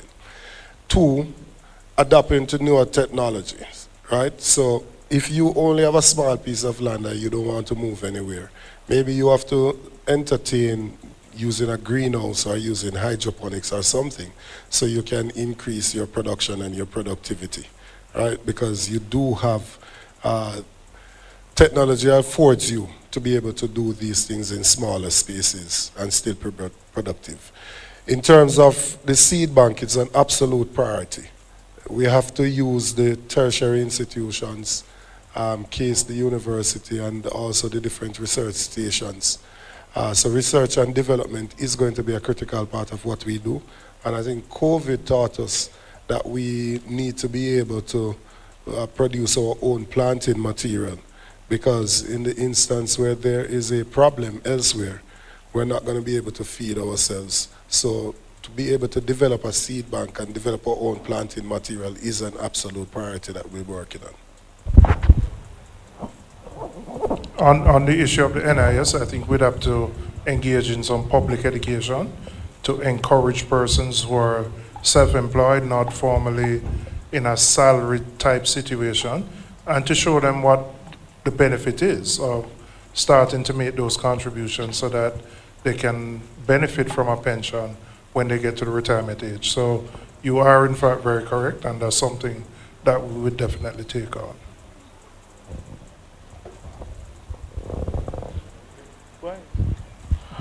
Hi, good evening, everyone. I'm Dane Thomas, pharmacist, Gateway Pharmacy, business owner. And my question is primarily about healthcare. And, you know, they say that your health is the greatest wealth, right? Now, my concern is this, that we have noticed recently that there is drug shortage in the pharmacies, especially for those persons who are on drug for the elderly, that's the JADA program. And there is a major drug shortage in that regard. Additionally, I'm also looking at the National Health Fund and how the coverage of the National Health Fund is, because drugs are very expensive, and the Health Fund is providing coverage for those medications. However, is there any plans to expand the the coverage of National Health Fund in terms of the amount of money that it covers for each medication, because we find that a lot of persons, when they come to the pharmacies, they do have difficulties. Sometimes they find difficulties in paying for their medications. And my biggest concern is that not only do patients come and buy medications, part of it, but they don't come back and get the rest. Now, if someone is not taking their medications correctly or taking the medication until it is finished, then it wouldn't make any sense to start taking the medication in the first place, because they would not be getting it better. So my question is, in terms of the Drug for the Elderly program, is there any plans to revamp that program? I know that the present government is looking at a revamping of it, whereby they're asking us, the pharmacy owners, to pay for the medications, which normally it is normally done, is normally provided by that program. I know that the present normally it is normally done, is normally provided by the government to us, because the JADA program is a program that whereby the pharmacies basically provide that service to those who are over 65. Now they're now asking us, based on what they're asking us to do, is to buy the medications and then give it back to the patient for $40, and then they will pay us back based on the amount of medication that we sell. Now I don't know if that is really viable, and if you guys are aware of this, and if there are any plans to change this. Also, as a lot of questions I have to ask once, I'm sorry about that. Another thing I want to ask is, look at, are there any studies, or were there any studies done to show that the viability of free healthcare in Jamaica, and is free healthcare making our population more healthy? Is it helping in any way at all? That's a concern of mine, because even though we have free healthcare, there are so many sick persons out there that do not have access to medications. And so I'm not sure how helpful it is, and is there a need to provide more social work in our healthcare, because I think that is grossly short, and so we need to look at that some more. I have more questions, but I'll leave it right there. The spokesperson for health is not here, but I'll substitute. I think when you're approaching these problems, you have to look at how you deal with the immediate problem, but you have to look at more medium and long-term solution as well. So the immediate problem is obviously you're trying to see how many illnesses you can get coverage for and how you can expand the coverage. But no country is going to be able to sustain that if you're not decreasing the incidence of the different illnesses. So a part of what the leader said in his presentation at the outset is that we have to look at screening, a proper national screening program, so you can detect these things earlier and you can intervene. Because what it takes to treat someone and we say pre-diabetic and to prevent them, as opposed to somebody who has diabetes and is now suffering from the different sequelae, whether it's a heart attack, a stroke, or whatever it is. So the plan has to be how we increase the screening and focus on primary level health care. How do we get back community health aides into the community? How do we get medical practitioners into the health centers in the different communities? One of the proposals is to cause those who want to specialize to have to do a year out in rural Jamaica, so that your health centers is always staffed and persons that don't have an accident or an emergency don't need to go to the hospital, but they can actually seek care within their community. So I think that's a priority of the next PNP administration. In relation to free health care, it is probably a Pyrrhic victory, because most of the times the service is said to be free, but it's not available. If you have a fracture, you're going to have to purchase the implants. If you need a CT scan, most of the times, you're going to have to pay elsewhere and go, and most of the times not even an ambulance is available. So I think that in its current form it's not working, because even if you wanted to keep it in its current form, you could do a simple thing as collecting the portion from the health insurance. Just put a mechanism in place so that when somebody turns up at the hospital, you could collect from the health insurance. So they still wouldn't pay, the individuals didn't pay anything more out of pocket. But you'd collect for the visit, you'd collect for the diagnostics, you'd collect for the pharmaceuticals, and you'd obviously have that money now to be able to contribute to the running of the facility. So I think it does require a study that is more meaningful as we seek to intervene so that we have a proper health care that does not prevent anybody at the point of access and that guarantees an acceptable minimum standard of care. I just wanted to add two things. Thank God we have a National Health Fund and a JADEP program. Can you imagine if we didn't have it? And it's the People's National Party that brought those benefits to the people of Jamaica. And the other point I wish to make is that if we don't do a shift towards screening and catching these chronic conditions early so we can minimize the way in which they play out and the harm they do to patients, the National Health Fund and JADEP is going to be increasingly overburdened by the needs of patients who have chronic conditions that are well advanced. And it will be very difficult for any government to finance the care at that stage. So it's really important that we have the right mix of health policies so we can so that the resources we have can actually address the needs of the patients. And right now it's trending in the wrong direction. Good night. My name is Adria Skeffrey, and my question is for the leader of the opposition. You stated that 30% of primary school children are graduating from primary school and they're not able to read. And you stated that absenteeism is one of the reasons for that, and you gave 2 policy options to solve the problem. But what about the students that don't have an absenteeism problem, meaning that they go to school every day and they still can't read? So what are the other policy options do you have to solve the problem of illiteracy amongst primary school children? Thank you. It is true that absenteeism is only one of the problems that are contributing to. It is an important one, and it's one where public policy can make a big difference. But there are other situations as well. And for example, the system where we push children up from grade to grade to grade, where they're not yet at the level of being able to handle the higher grades, you're just reinforcing a permanent problem that is not being addressed. And we have to look up whether that really makes sense, or instead we put into effect remedial programs where as soon as the problem is detected and make sure that they're at the level where they need to be before they move up. I am not the spokesperson for education, and Dr. Damian Crawford, I call him doctor, but Damian Crawford, Senator Crawford, is the person who normally would speak on some of the details of this. But suffice it to say that we are seeing where remedial programs can make a big difference if they're well designed and if they're put the necessary support behind them.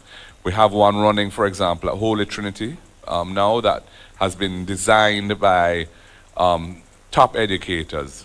Grace Baston, who is the former principal of Campion, and before that Alpha. Ronnie Thwaites is part of it too, a former Minister of Health, Education, and another renowned educator who also worked in the United States, a Jamaican lady. And they are really looking at bringing literacy skills and numeracy skills to students that have left primary school and entered first form and are really not at that level. And essentially what they're doing is immersing those students in a much more intensive program of those type of skills. What our system now seems to assume that you can teach a broad cross-section of disciplines, and even though the children are not grasping the key fundamental ones, you can just proceed as if that's sufficient, and it isn't.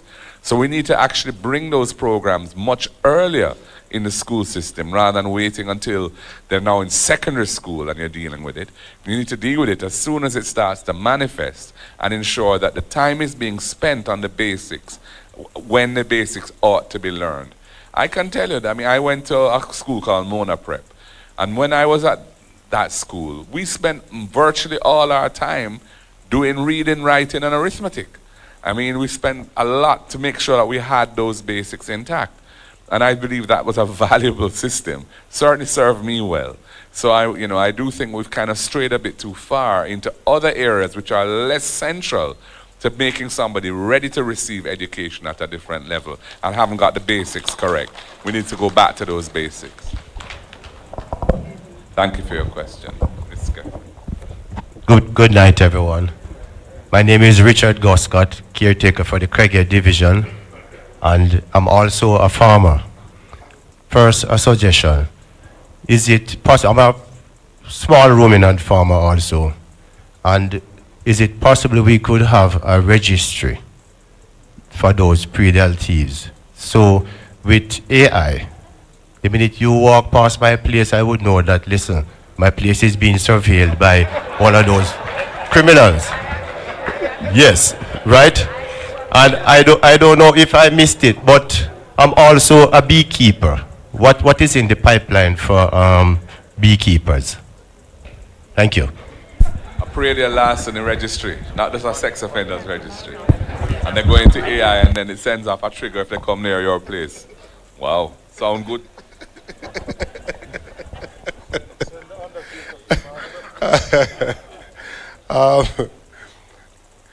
As I said, we're looking at how we can increase security to our farmers by helping them with some of the things that they need, and by allowing the legislation to also assist them.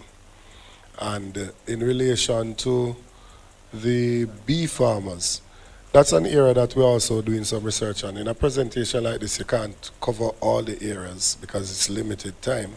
But apiculture is obviously something that has room for growth, and it is something that will also receive an allocation and an attention so that more persons can be introduced to it, and that people can be more efficient at carrying it out as well.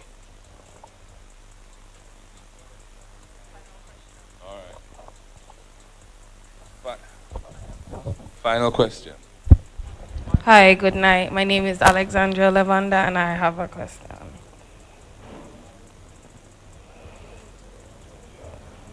Just a second. My question is, what initiatives and support systems are being implemented by the government to engage and empower disengaged youths who have participated in voluntary service and to provide stability and resources for young persons interested in pursuing careers in political leadership or leadership overall?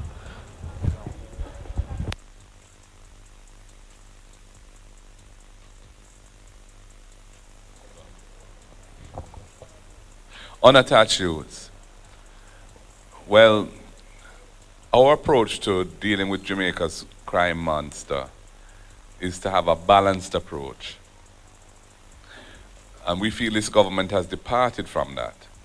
And it has created a lot of problems. And we had basically 7 to 8 years of much elevated murder rate because of the poor policies of this government, where they were insisting on trying to use states of emergency, which were not designed as a way of reducing crime through holding criminals accountable by proper investigation and prosecution, but really is a mechanism to defend the state from being subverted in an emergency. And they were trying to deploy it as a kind of wide-scale curfew. It did not work, and it was in fact been ruled to be unconstitutional. Before we left office, we had Unite for Change, which was a program designed to deal with young people in particular who needed some support, needed mentorship, needed training, needed to be financial literacy and readiness for work training. And that is where we think we need to go back to. And it wasn't just the government that was doing this, because we partnered with the churches and other non-governmental organizations to roll out a program, which was a holistic program for getting youth off of the pathway towards violent crime and destruction to a pathway towards productive citizenship. And we had the CSJP, which was a financing facility to back that up, which no longer exists. We need to get back to a balanced approach to law enforcement. We give the police the tools they need to do their job, the legislation they need, and the assets that they need, physical assets, and the number of police that need to be employed. But we also deal with the issues on the ground as to why our young people are heading along the wrong path and giving them a better opportunity in life. And right now, the private sector, the government has effectively outsourced this to the private sector through a program called Project STAR. But it's very limited in its scope because it's funded by the private sector. It's only in a handful of communities, whereas this really needs to be a national program. And so this is something that we are going to pursue when we form government, because we see the need to really go back in the direction of a holistic, balanced approach towards dealing with Jamaica's problem of violent crime, not just through the symptoms, but the causes as well.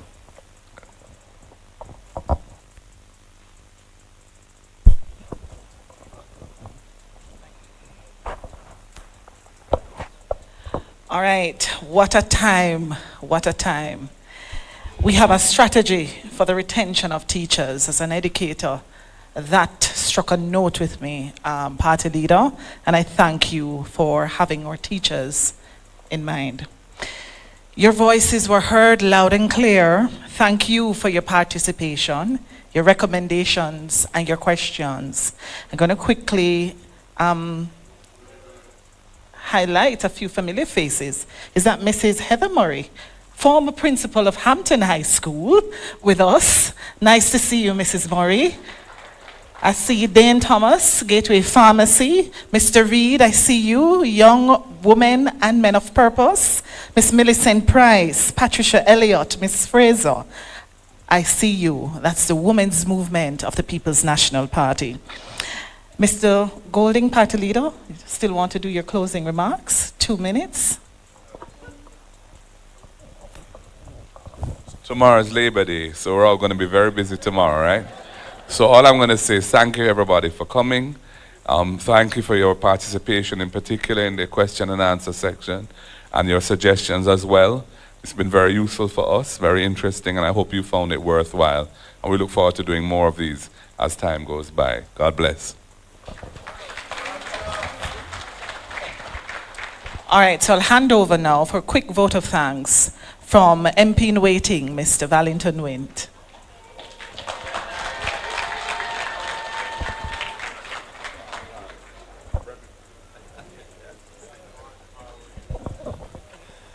All right. I know we've been here for a very long time, eh? But you know, it's good to see the entire Manchester coming out. You know, the South is here, certainly Central is here, and Northwest is here. And last but by no means the least, Northeast Manchester is here. Gentlemen, good. You know, I just want to say thanks to all the speakers who presented here tonight. The most esteemed speakers, I must say. And last but by no means the least, when I lift my hat up to say thanks, our moderator, great moderator, to the hotel, the Gulf View Hotel, we want to say thanks for providing us with this lovely accommodation. Yes, I hear them there. To the police who gave us good security, thank you. Media personnel, and certainly all of you who came out and participated this evening. I learned so much, and I must say that we are looking forward to Northeast Manchester benefiting from that 500 houses, 100 every year. And certainly, we're looking forward to the farm road and the restoration of our storage facilities. We badly need that up there. and the farm gate prices, price setting, because we really need to ensure that our farmers can get a reasonable price for their crops. So we're looking forward to that. But I'm sure the young business people here from all across the parish, they're looking forward to that moratorium of 3 years moratorium now, when you borrow to start your business. It was indeed a great evening. We're looking forward to many more like this. And the next time I attend one, I want to invite you all to yes, of course, the next time I attend one, as a member of parliament. But we're looking forward to having one of those in Northeast Manchester. And that one might be focused on agriculture. So, Comrade Dayton Campbell, our GenSec, we're looking forward to inviting you to a forum to deal with agriculture there. Once again, thank you all for coming. It was indeed a great evening. One love. Thank you, Mr. Witt. So together we have the power to shape a brighter, more inclusive future for every Jamaican. So ladies and gentlemen, please ensure that you get involved. Now let us stand for the National Pledge of Jamaica.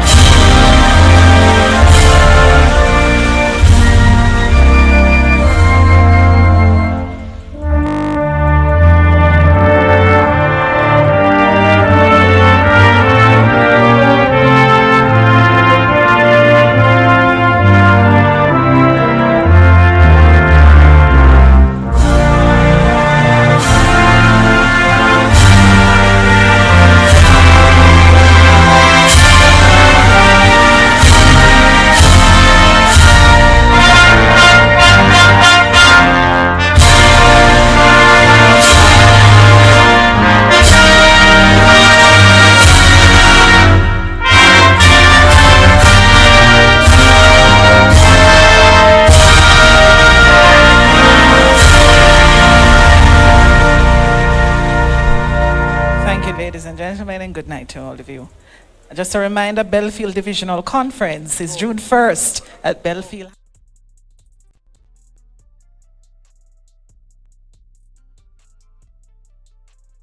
People big up on themselves, that have on themselves a wonderful night. 11:30. Video I drop 11:30, so you can check that out, exclusive from Dre Bryan program. And the whole of the night straight through, me I drop video, so yeah. Busy tonight, busy. In the morning, early, video I drop probably every hour and a half or every 2 hours or 3 hours. So look out for that, people, alright? The word is love. Your brother Bolo, and I'm out. Peace. Thanks again.